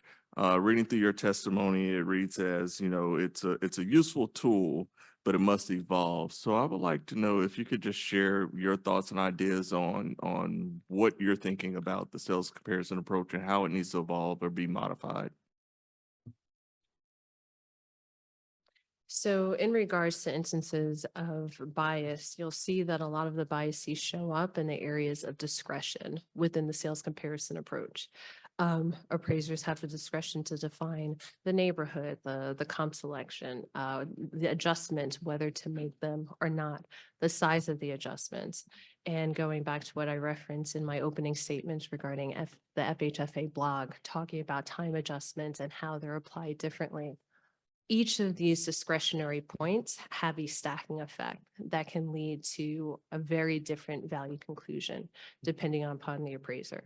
10, 20, 30 years ago, when we didn't have access to the amount of data that we have today, that level of discretion was necessary. However, now with all the technology and information available, a lot of those discretionary choices can be removed and standardized in order to level the playing field in terms of how the sales comparison approach is handled. Okay. Thank you. And Ms. Sweeney, as I read through your testimony, it appears that you are very supportive of the sales approach. With your testimony saying that, you know, it helps determine the true market value of a property. Can you just elaborate more on, you know, what do you feel is the best, if you feel the sales approach is the best approach, and is there any modifications that could be made to make it a better approach? The sales comparison approach is based upon the theory of substitution, that when all things are equal, the property with the lowest price will sell fastest than the property with the highest price. Substitution. And so adding to what Ms. White was saying is that with adjustments are extracted from the marketplace. And so through proper training that an appraiser should be able to extract information from the marketplace in order to get their adjustments. There's very specific ways to determine a time adjustment, a location adjustment, et cetera, that appraisers really need to include that in their work. An appraisal, kind of like third grade math, show your work. And I'm a fan of appraisers showing their work in the body of their appraisal report. Some like the cost approach. They're like, woo, it all has to be the cost approach. Woo. The cost approach isn't applicable when you're doing a condominium. Why? Because of the indivisibility of the common elements. We cannot divide the common elements in a condominium association because the common elements are owned by the condo association, not by the individual owner. So the cost approach is not applicable when one does a condominium. And so for that, the sales comparison approach is the most reliable approach to value when appraising condominiums. Thank you. And I know I posed that question to Ms. White and Ms. Sweeney, but others, do you have any thoughts on the sales comparison approach and any modifications that may be needed? Yes, sir, Mr. Neely. I 100% agree. I've been a fee appraiser since 1989 and was all the way up to 2010 when I went to work for a bank as the chief residential appraisal officer for Regional 8-State Bank. There's without a question, the sales comparison approach is the best tool for the determination of market value. Being based, just like Ms. Sweeney said, on the principle of substitution, in using truly comparable sales and not just sales.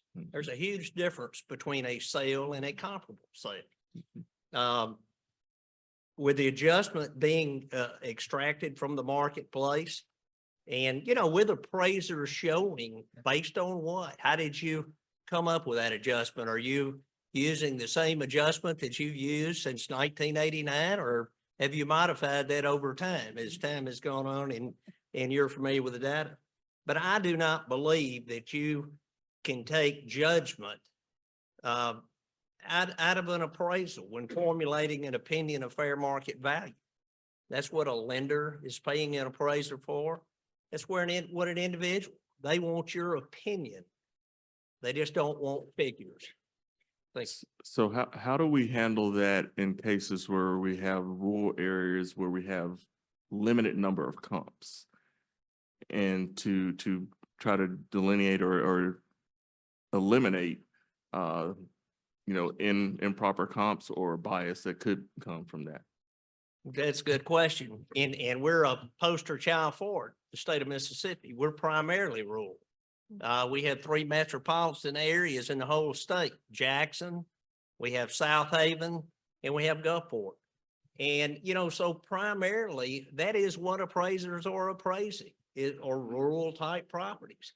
Sure, they're smaller towns, but most smaller towns are below 40,000 people. So the market areas that they service, they're servicing not only the market that they're in, but typically about a 4 to 5 area county around that, the individual county that they live in. But I feel like that's why that we definitely need to maintain some type of supervisory structure. I'm adamantly against somebody being able to just take courses and go out and do an appraisal, take a test, go out and do an appraisal. I agree with Ms. Mattingly. I worked for 2 years under a supervisor, and I didn't have anybody that I could run up to and say, hey, I want to get in the appraisal industry. What can I do? I looked. And back then we didn't have to have a supervisor in 1989. But that's what I did because I did not know the business. I wanted to learn it. And thankfully I had an individual that was willing to train me and let me go beside him for free. I didn't get compensated for 2 years. I worked there from 8 to 5, and then from 5:30 to 12, I bartended at night, stayed to 1, cleaned up, and did it all again the next day. But we do need a supervisor type structure. I think if you don't, it's going to cause so many problems for lenders, for states with a complaint process, et cetera. Okay. Thank you. Chair Martinez, I'll yield back the last seconds of my time. Thank you, Deputy Comptroller Thomas. Associate Director Wiley, you have the floor. Thank you. Mr. Bunton, you mentioned the Appraisal Foundation was considering a diversity survey. Are you familiar with the Bureau of Labor Statistics statistics on the appraisal profession? To some degree, I do know that when they say appraisal, they also include all the assessors, which is a sizable number out there. I'm familiar with it. Yeah. Correct, yes. And I reviewed these this morning, and the 2021 Bureau of Labor Statistics in that category, it noted that 97.7% of that category were white, 1.1% were black. And these are the statistics that are cited in the PAVE report. I reviewed the 2023 data. That number has changed to 94.7% white, but 0.6% black. That was greatly concerning to me.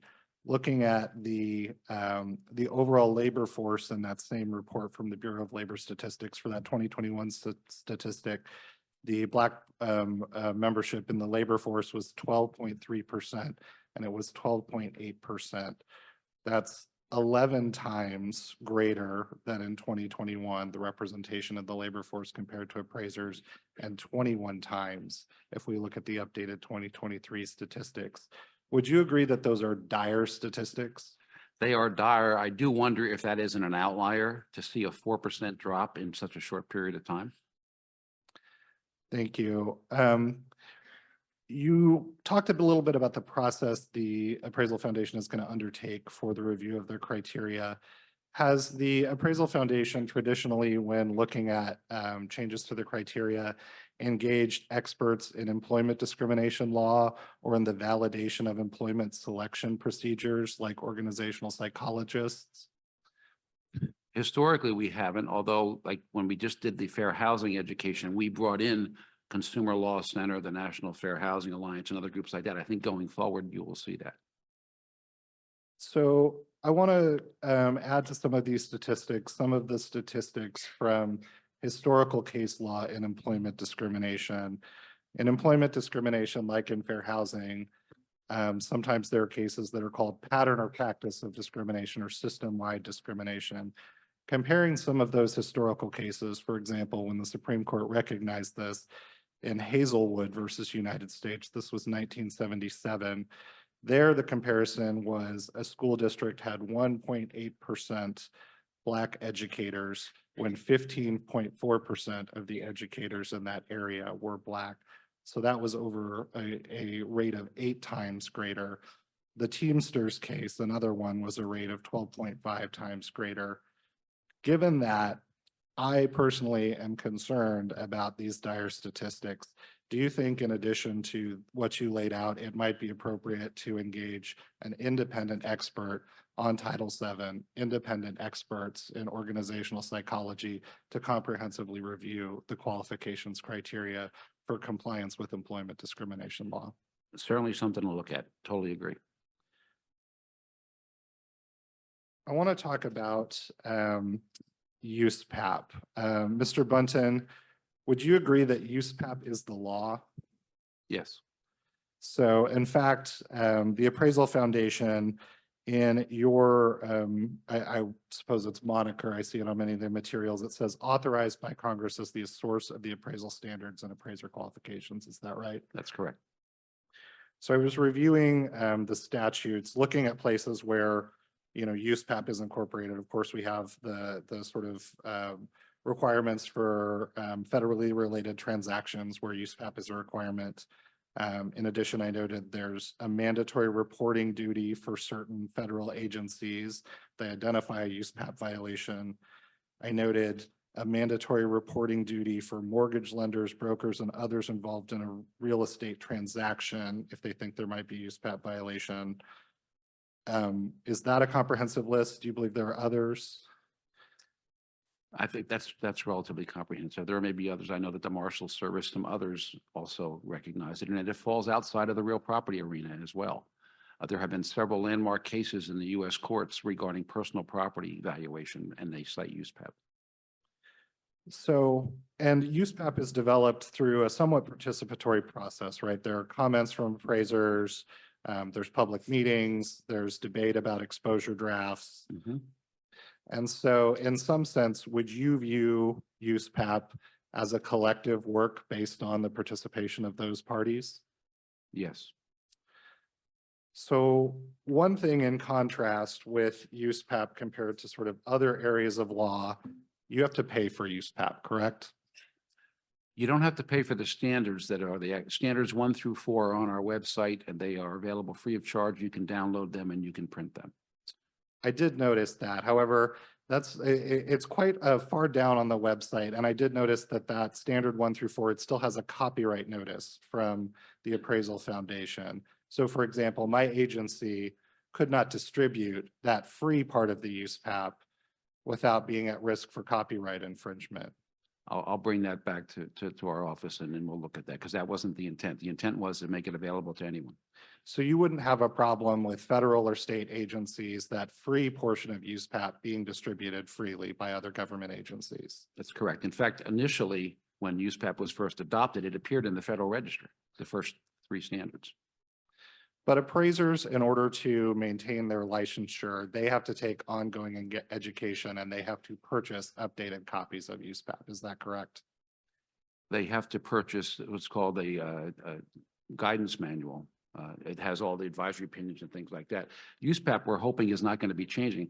Appraisers have to take 7 hours of USPAP every 2 years. And I would hope that the USPAP document, which by the way is $35 today, and it was $25 when Congress enacted this, that they could use that same book of standards in more than one cycle, multiple cycles. So I reviewed some of the revenue and expenses for the Appraisal Foundation based on the tax filings. Mhm. I looked at the specific program regarding USPAP. For 2022, what I saw was that the Appraisal Foundation made about $4.4 million off of USPAP, and the expenses listed for that program were $402,000. Do those figures sound accurate? I'm not off the top of my head, but I'm not going to dispute them. If you saw them, I would agree with them. Given that it's fair, it seems odd, perhaps unique in federal law, that this is something that the people who are subject to it and who may have mandatory reporting duties have to know in order to exercise that duties. Do you think those revenues and expenses seem excessive? The issue we have here is a certain amount of context. Over the last 10 years, the federal grant from the Appraisal Subcommittee of the Foundation went from $1.9 million to $250,000 for our ASB and AQB. You can't operate with that kind of a wide swing. So we need to have a certain amount of publication revenue. When Congress enacted FIREA in 1989, we were selling USPAP. They were aware of it. We recently talked to their staff director, and they don't have an issue with that. It helps with it. Our budget's about $4.4 million. So it Mr. covers Bunton, just about all of our expenses. are you aware of the government edicts doctrine and copyright law? No. Under this doctrine, the Supreme Court has noted that the essence of that doctrine is that no one can own the law. Why do you feel is it appropriate for the Appraisal Foundation to exercise copyright over the law and generate revenue from all of the appraisers and others who are subject to these requirements? Based on our copyright counsel, our outside legal counsel, the standards are publicly available. The annotations, the intellectual property is what is for sale, and that has been allowed in numerous court cases. They make a distinction between the standards themselves and the annotations. Thank you. Thank you, Associate Director Wiley. Vice Chair Brown, you have the floor. Thank you. So first of all, as a member of the ASC board, I would like to associate myself with the chair's line of questioning regarding the selection of the next president of the foundation. I understand the foundation is sometimes described as a guild within a guild. So it seems appropriate to cast a wide net in terms of hiring the next president and absolutely consider strong external candidates. Mr. Bunton, in your testimony earlier, you referenced in response to a few questions from members of this panel that the market should decide. It seems appropriate then you should help, your organization should leverage the market to help identify the next best president for the foundation going forward. Given the lessons learned over the last couple of years and the foundation's role established by Congress, it's critically important that the appropriate leadership be in place, as I described before, as opposed to being a reactive organization to events, leading on events, focused on helping to modernize the industry and also focus on addressing appraisal bias going forward. If a wide net is not cast and if a wide range of leaders with new ideas are not considered, it seems to me that that essentially is a barrier to entry into the leadership of the foundation. So I wholeheartedly support the line of questioning of the chair. Then I have a couple of questions, and really I'm going to direct these questions to all the panelists. This body has had a long journey over the last year focused on appraisal bias. This is the fourth hearing, and I always consider it as the fourth chapter in the book, but it's an important chapter, and this is not the end of the story. The journey continues. So I would ask all the panelists here, could you identify one thing, given testimony today and what's happened the last couple of years, shining a light on appraisal bias, that you would, number one, recommend that the foundation take a definitive step that the foundation can take to address appraisal bias. Number two, what can the ASC do going forward based on our role? And number three, we have 50 states out there on the ground making important impacts. What's one thing that a state could do to help move this issue forward? I'll start with Ms. White. Would you mind please addressing those three questions? Yes, I will start with what the states can do. In regards to receipt of appraisal bias cases or complaints, I think it's really important to have a way of making a determination if it is bias or incompetent of an appraiser, especially if there's going to be some sort of enforcement or fine imposed on the appraiser as a result of it. And so really having the training and the support in order to make that determination. And then that ladders up to the ASC, how they can assist by helping the states receive that kind of training so they know exactly what to look for and how to make these determinations and how to do so in a timely manner. And then in terms of what TAF can do, I said it in my opening remarks, I really think the Appraiser Qualifications Board needs to either eliminate or most certainly revisit the appraiser supervisory relationship. Any comment on the potential leadership of the foundation going forward? I think it would serve TAF well to have leadership that historically has been disassociated from Dave because of his longstanding presence as the president, and to really show that there is a new legacy moving forward and kind of fresh ideas coming in and an openness to change, especially in this changing climate as the topics of discussion such as appraisal bias are most prevalent and pressing. Appreciate that very much. Any suggestion for the ASC going forward? The suggestions for the ASC is really providing support for the state boards in terms of the training and identification and determination of bias cases, and making sure that there are clear guidance in terms of how to distinguish cases of bias from instances of incompetence. Thank you. I appreciate your testimony. Ms. Trans, would you mind answering the questions? Thank you for the question. From the perspective of the foundation, I'll just reiterate what I said in my opening statement, reassessing and reviewing the qualifications criteria to make sure that they are appropriate and they don't have barriers that are not necessary. From the perspective of the AAC in the states, it's really, if we have to work within these qualifications criteria, how do we get more people in?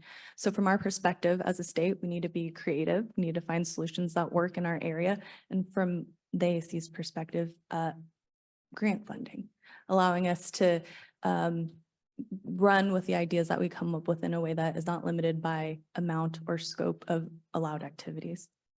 Thank you. Hopefully your state's approach can be replicated to other states. Any thoughts on the foundation and what the foundation could do going forward? I think that Dave has mentioned several initiatives that they plan to take on, just keeping us informed and letting us know how we can help make a difference. Thank you. Mr. Neely? Yes, sir. Thank you, Director Brown.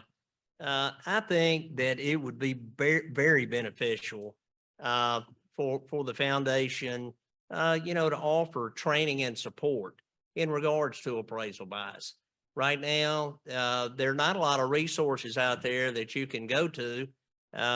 In my opinion, I have a real concern that this seems to have morphed into such a huge issue. It keeps getting bigger and bigger, it seems to be, but we're having trouble finding a case study to study the problem. And I'm not by any stretch or imagination saying that one does not exist in some form or fashion, but I look at it on a risk versus reward type scenario. Kind of goes along with Ms. Sweeney, what she was talking about fees in regards to the AMC, jobs that are accepted. If you have a scenario where an individual is embezzling money from a company, an employee, why does he do that? He does it risk-wise, hoping he doesn't get caught, but reward-wise, he's getting typically a great sum of money. Same way with a bank robber. Guy goes to the bank, he robs the bank. Boy, he's hoping to get a lot of money. Well, if he does, he gets away for a while, the FBI always get him. So risk versus reward. You take the scenario, and I say all that to say, right now, an appraiser, let's just say a typical fee. He goes out. It's hard for me to understand how someone would jeopardize their entire career, their livelihood, and their license where they would never be able to practice appraisal again. I do think that this really has more to do with ethics. A lot of it, in my opinion, you know, I can't teach you to be ethical. You can't teach me to be ethical. I'm ethical or not ethical based on how I was raised, my family.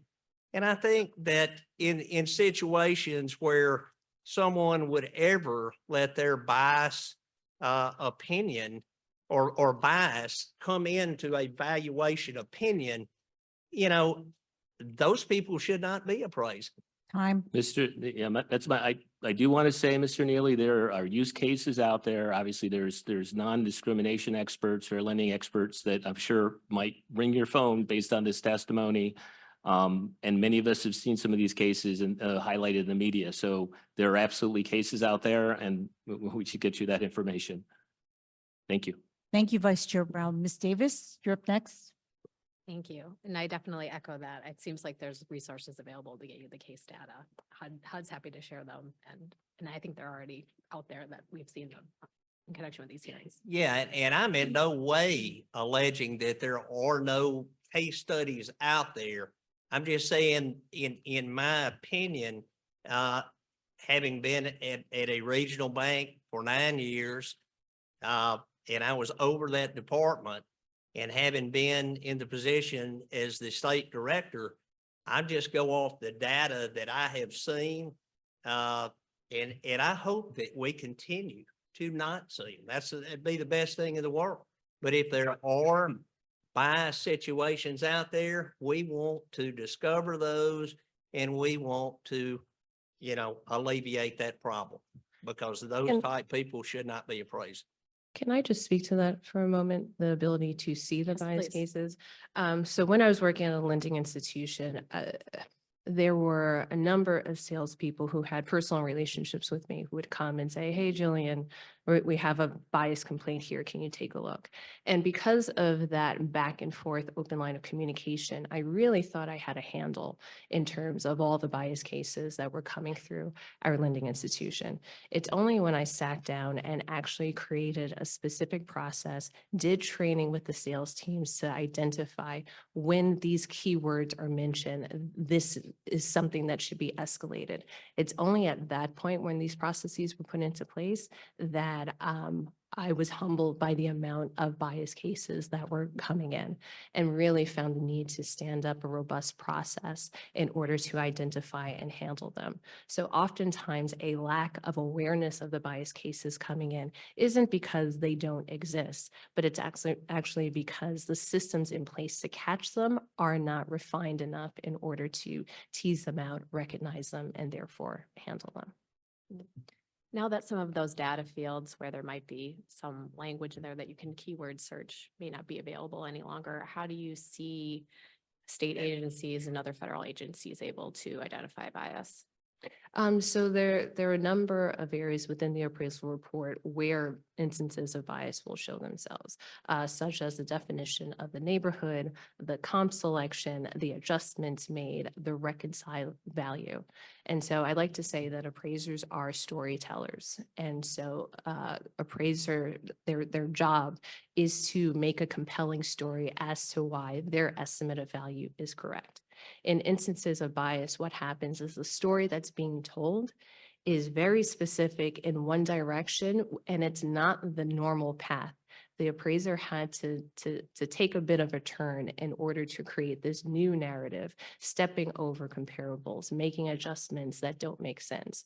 And so in identifying those areas and looking at the pieces and the stacking effect of them, then that is how state agencies would be able to define instances of bias versus instances of non-bias. Ms. Sweeney, do you also have some insights? Bias is an ethical violation of USPAP. So is advocacy. And as Ms. White was speaking, I was thinking of appraisal reports where an appraiser is advocating for their client, either for or against them. And advocacy is against USPAP and it's against the law. We may not advocate for our client or any cause. We must be true to what is the value of the property that is in front. We must be independent, impartial, and objective as appraisers. That's what we do. That's who we are. And so when we advocate, when our search criteria is based on price versus anything else, we have, if our search criteria is based on price, we have a predetermined opinion of value. We can't do that. It must be based upon other criteria. How many bedrooms, how many baths, what type of ownership does it have? Is it a condominium? Is it part of a PUD? We have to look at all these other type of search criterias. And so when appraising or even reviewing, Ms. White and I both review reports. So as we review them, we have to be paying attention to this and then figure out, is it a competency issue or is it an ethical issue? And by looking at both of those, an opinion can, a determination of what's wrong with the report can be made. But by looking at something at face value at first, sometimes the story is very different as we continue on in the investigation. Do you think with the ethics rule update, the additional agency anti-bias guidance, increased trainings on bias, that they're resolving some of the competency issues? I do. And full disclosure, I'm a USPAP instructor and I taught USPAP on Friday. Lively discussion. I love teaching it. PS also wrote a music video based upon USPAP. Available on That wasn't in your testimony. That's too bad. Please. I know, no time to do it, much to the horror of poor Dave at the end of the table. But in all seriousness, we taught USPAP. And I am of the generation that grew up in the 60s and 70s. And so I was fully immersed in, here, fair housing was is part of the fabric of who I am. But now we have new generations of people coming in who were never quite taught, right? Because we just assume that the new generation coming in knows this information, knows, hey, these are the fair housing laws. These are the three, fair housing of 1866. You've got this in fair housing, you've got this one, and you've got three of them. My brain right now is not thinking of all three specifically. Whatever. I just got frustrated for a second. But the new people coming in, we need to teach the next generation about fair housing. I think this is a wonderful opportunity for dinosaurs like myself to be reminded of what we should know, and new people of, hey, here is something you also should know as well. So I believe that, hey, I may have been making a mistake. I didn't know what I didn't know. So therefore, let's teach people, because they may not understand that they've been doing it wrong. That's the beauty of education. Ms. White, anything to add? Nothing to add. No wrap. No use pep. No. Okay. I only have 26 seconds left, but I would be curious, Mr. Mutton, on CARE had its first meetings in 2023. And are there any action items that resulted from those meetings or interesting discussions that would be good for us to be aware of? Yeah, they met in December and they met again the first of this month. One of the things that they want to do is help identify cases of valuation bias, as well as bringing in more organizations. It's still in its formative phase. As I mentioned, there are 3 more organizations that have applied.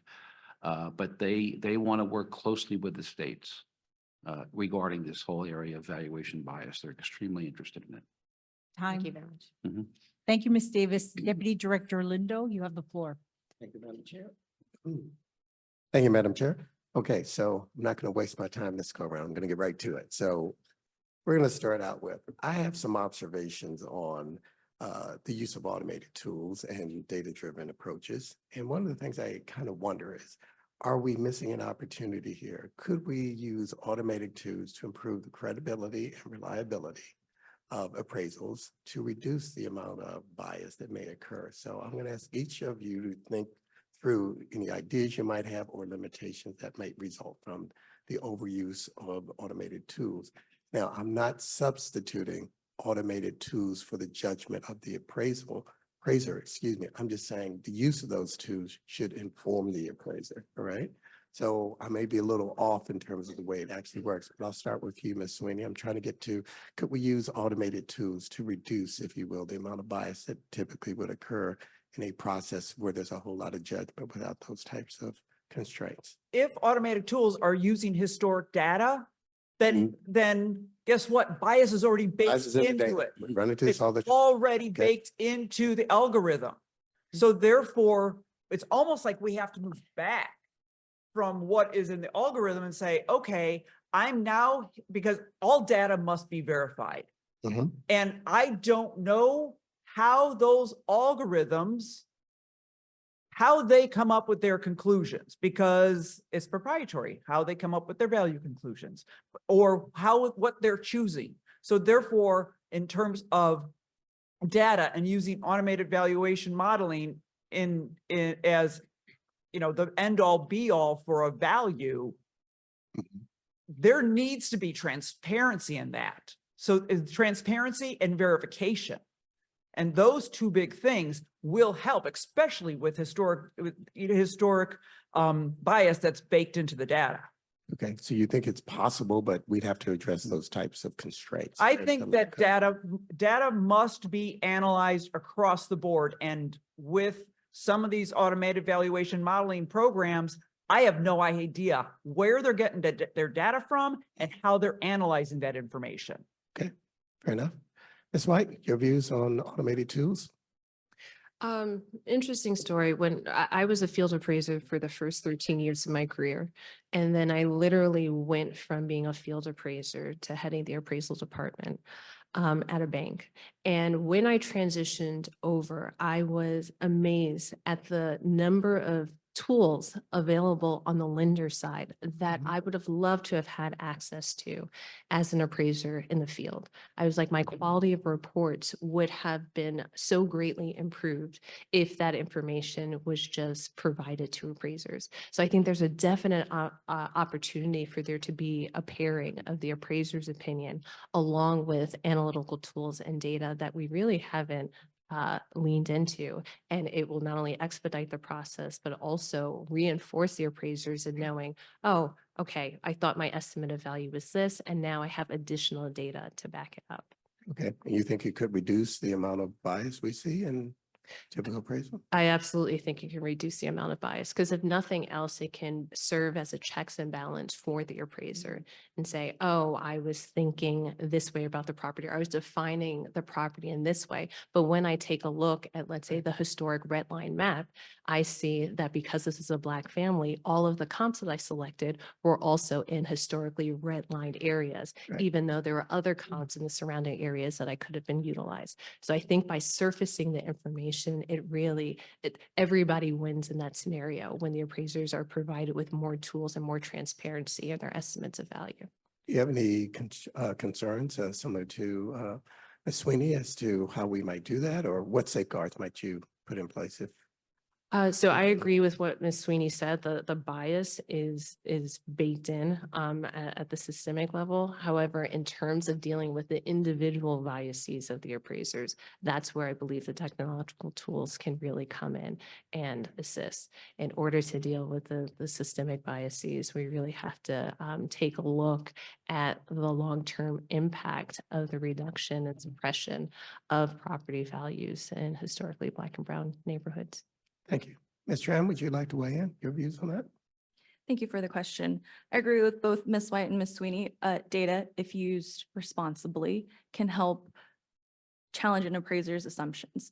I am not an appraiser. I work with appraisers daily though, and what they'll tell you is the more data, the better. What's important is that we don't assume that just because this is what the data says and that's how it's always been, it's right. So I think data, AVM models used responsibly could help address this issue. Okay. Mr. Neely, would you like to weigh in? Yes, sir. I'm very familiar with automated valuation models in that we utilize them at the lending institution that I work for. They still utilize those today. When we first started utilizing AVMs, we basically did it and we utilized them for home equity lines of credit, typically $25,000 or less, because we weren't familiar enough with the stress test, the tolerance numbers, things like that. Had no idea that some of those AVMs are set up based on hedonic index models, others are set up on true comparable sales data. It's obtained from, various sources. So once we were able to see that how those models worked, and with Mississippi being a rural area, you couldn't use the same model in every county of the state. So we had to set it up in a 3-tier system where, if you had a small county with very few sales, based off, you had a larger, and two, we saw a lot of times in those rural markets, the AVM model was not very accurate. Okay, so there are limitations and. There are definite limitations, limitations. They work great. We saw in towns or small cities. But when you get out into the rural markets, they don't work that well, or at least in my experience. Okay. I think as far as a check and balance tool, there again, we, had gotten the tolerance numbers so good in certain areas. That's the first thing that we would do, was run an AVM based off an appraisal that we had, just to check and see if and in So most, for a reasonable test, that might be an appropriate. it is. I test. do not Kind of see. change with that. I'm going to lose all my time here. I just want to make sure, Dave, Mr. Button, if you Certainly. want to get in on this. Before When you say AVMs, that is a big bundle. I said automated tools. I didn't want to Oh, necessarily. okay. just I'm say sorry. AVM, But I'm using everybody's like thinking Art wants AVMs out of the place. It's That's the not right. absence of a yardstick or standards that concerns us, that AVMs cover the waterfront. Some have confidence scores, but they develop their own confidence score. Agreed. But those algorithms, come out of this black box. I think until there's a yardstick to determine the integrity of these, I think you have to tread very carefully. Okay. But in homogeneous areas, they can work get you reasonably pretty well. close. Okay, right. Yes. So we should spend some time on that, and I am out of time. There we go. Thank you, Deputy Director Lindo. Deputy Director Mattingly, you have the floor. Thank you. And once again, I'm going to take us in a completely different direction. So, and I had one way I was going to go with this, but since my time is limited, I'm going to kind of combine it all. So I listened and read that, Ms. Sweeney, that you said the best indicator of what a willing buyer will pay and a willing seller will accept is the sales comparison approach to value. So first, I have a little concern with that, because to me, what a buyer will pay and a seller will accept is the price, not necessarily the value. The sales comparison value comes into what a lender will base their loan on. So the value of the property that a lender will make a loan to the borrower on.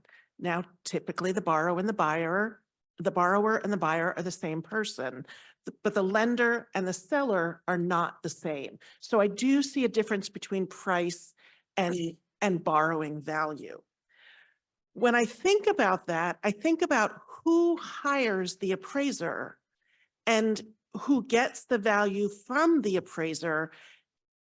And are they satisfied with it or not? Technically, it's my understanding that the lender hires the appraiser to do an appraisal and tell them what the value of the property is. The buyer is not part of that discussion, but the buyer has the opportunity to ask for a reconsideration of value. So my question really goes to, how does a buyer know they can ask for a reconsideration of value? Does their lender tell them? Does the appraiser tell them? Where does that come in? And is that being used enough when a buyer feels that there may be a biased appraisal? So I'll open that up to any of you who have been appraisers. Ms. Sweeney, if you want to start, kind of how does this reconsideration of value come into the picture, and is it being used appropriately? Thank you for your question. So just to clarify, price is a fact. Value is an opinion that is based upon credible assignment results. Okay, so I just want to make sure that we're all on the same playing field to know what these two terms are. And so the way the model goes now is that the client, in this case for a mortgage, is a lender client. They order the report, and then the appraiser works with the client in to determine the market value of the property as of an effective date. Okay, so in many instances with reconsideration of values, either A, the appraiser will alert the lender ahead of time, like, hey, property's not going to appraise out, or they'll receive the report depending upon if this third-party agent, conveys that information or not. And they're like, finish the report. We need to have that for our files. So, in most instances, it is my understanding that it is the lender who will alert the buyer that there's an issue. Because again, we cannot talk with homeowners to say your place ain't appraising out, because we don't have connection with who is, the only time we really have connection with who is in the house is for a refinance. We rarely meet the buyers or the sellers. We usually, if it's for a sale, we'll meet the agent of the property, the buyer's agent in most cases. So then it's beholden on the lender to let the buyer know that the appraisal did not come in high enough, but they may ask for a reconsideration of value. That is my understanding, yes. And do you feel that lenders are doing that enough? By looking and hearing everything from the hearings for the past 3 hearings, as well as listening to people in my community, no. Okay. Others? Anybody else? Thoughts on that? Yes. Ms. White? I can speak to that. So in a situation where there's a buyer, that necessarily means that it's a purchase transaction. And typically the ROV requests are coming from the real estate agents. And so they are going and writing on behalf of the buyer, the borrower, saying, I got X number of offers on this property. The house is worth so much. It's highly unusual for the buyer in that situation to be the one to submit the ROV, because now they're thinking, well, perhaps this house that I was going to purchase at this price is no longer worth that. In refinance transactions, the ROVs are coming directly from the homeowner who is in the property. And so one of the challenges with the lender is how upfront do you want to be with your consumer that they can file a complaint? And so it's this push-pull. If you want to make them aware of their options, but at the same time, do you want to go into the appraisal process, planting that seed that it could be inaccurate, and here's what the rebuttal process looks like. Okay. Any other thoughts? Yes, as far as a reconsideration of values, I mean, I cannot speak for all banks, but my former employer, I can say that is something that, most of the time that if we got something that a consumer was sort of shocked and they thought, I know my house is worth more. Of course, everybody thinks their house is worth more than it really is. then we would allow that. But, you know, most of the time, that cost of that appraisal, that was something that the borrower was gonna have to pay for. It was rare that the bank ever paid for a reconsideration of value unless, you know, we saw that something, you know, had sufficient problems and we recognize them. But I think that's a great question. I think reconsideration of value is a good tool. Okay, thank you all. Thank you, Deputy Director Mattingly. Director Chopra, the floor is yours. Well, first, thank you to all the witnesses for joining today, and a big special thanks to all the members of the subcommittee and the staff who organized today's hearing. This is the fourth of all the hearings we're having, and I think we've established some important things through those hearings, including today. And we heard it clearly, USPAP is the law. The Appraisal Foundation develops that USPAP, and the Appraisal Subcommittee is responsible for monitoring the Appraisal Foundation. And a few things that we have to care about when monitoring the Appraisal Foundation are issues of transparency, issues of conflicts of interest, and issues of governance and leadership. And Mr. Bunton, you have been the head of the Appraisal Foundation for many years. Congratulations on your decision to retire. You have been one of the most powerful people in America when it comes to appraisal. So I just want to touch and clarify a couple of issues that you've raised today, as well as others affiliated with the foundation have raised in our hearings. So in the last round of questioning, you were asked about the availability of federal personnel to exercise their monitoring responsibilities of the Appraisal Foundation. And I just want to clarify, you said that you have played no role in excluding government personnel from any meetings. Is that what you said? Yes, I'm looking back. You mean on back over the years? It's always, for decades, everyone. So when a request was made, or where there was a conflict for which there has been, according to the subcommittee staff, a number of issues related to this, you were not involved in making any decision to not permit subcommittee staff. No, what was Okay. brought, okay, I'll take what was brought to attention was that the observation memos were being completed in these closed sessions. And we asked if they were foiable, and we didn't get an answer, which we thought that chilled discussions. And then, frankly, to our surprise, the ASC changed its monitoring policy and said they would not be attending those. So meetings. I don't, in terms of the reason, but you were not involved in that. Not that, well, I'm trying to think, like 3 or 4 years ago, there was correspondence back and forth about, we were concerned about the conduct of some ASC observers at those meetings. So you were But- involved. Well, we didn't come out with an exclusionary policy. That So came from you. includes you. not I'm just sure. trying to understand Yeah. your role. You made a pretty strong assertion in the first question that you were not involved. And I'm just trying to understand, because that seems to be at odds with what we are hearing from the subcommittee staff. So I think we might need to ask you to put some of this in writing so we can understand. Let me Be move happy on to. to conflicts of interest. In a previous hearing, we asked the chair of the ASB about conflicts of interest, and actually unprompted, she surfaced that her husband worked at a vendor doing business in the field, and that they had similar policies on conflicts of interest in place as federal agencies. And I believe there was follow-up to understand about the conflicts of interest policies Mhm. at the Appraisal Foundation. So do you stand by the characterization that the Appraisal Foundation has similar conflicts of interest policies as federal agencies? I believe, I'm not entirely sure of all the conflict of interest policies of the federal government, but we've had a conflict of interest policy for years, every So again, year. so you're not sure about the conflicts of interest policies of federal agencies. So I'm taking that to mean you cannot stand by the characterization that it is the same or similar. I would say it's similar.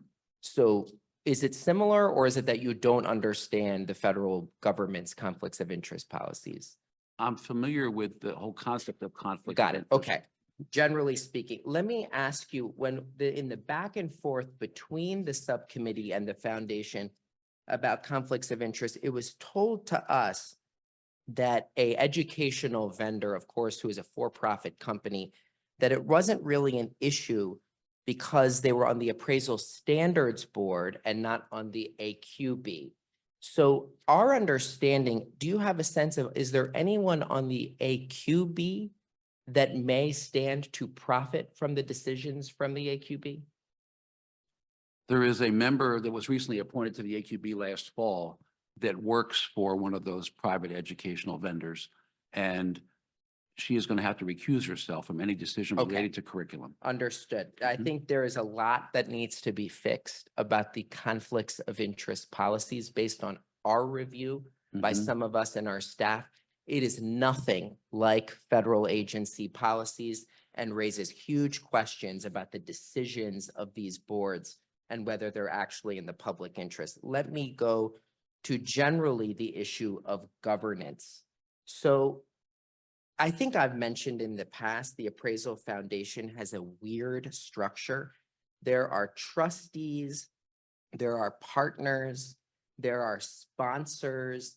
Let me ask you, do you know how many trustees are nominated by partners that you will expect to be on the Board of Trustees? It'll vary on the year depending on the vacancies. This is the first year we've had partner nominations. I believe there are 4. Okay, and can I just ask generally, how many partners does the Appraisal Foundation have?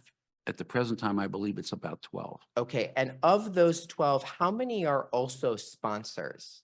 We no longer have sponsors. We did Okay. away with that. Well, Mhm. okay, but let's actually dig into it, because in your testimony, you attached this long document Mhm. about all the governance changes. And actually, when we look at the details, can you actually share with us, are all of those 12 partners, none of them have ever been sponsors? Or is it possible that they have been sponsors, but you're just no longer calling them that? Well, it's more than just nomenclature. We changed the yardstick to be a partner. There is no financial contribution to the foundation, nor do the partners have a right to appoint someone. Well, They only have the right to nominate. They make no financial contribution to well, the that's a foundation. good, I'm glad you raised that, because of the partners, your consultant or whatever, your working group came up with the fact that there should be, of course, public interest trustees. You have had them in the past. There has been some questions about how they are chosen. So I think what I want to understand is, based on the definition of what you have put in as a public interest trustee, it's any member of the public who has an interest in the Appraisal Foundation. So can a public interest trustee be a member of a partner or a former sponsor? They could be, They could be. but So, they wouldn't be appointed by, it would be an individual effort on their part. but It wouldn't have an organizational right, but they affiliation. would not be prohibited from it. At the end of the day, regulators look hard at the governance and leadership of these entities. You all have an enormous amount of power about this. I again want to congratulate you and others for the work you have done. But I think what Vice Chair Brown just raised is really one of the most important questions, which is, we talked about, and Chair Martinez mentioned this too, about your successor.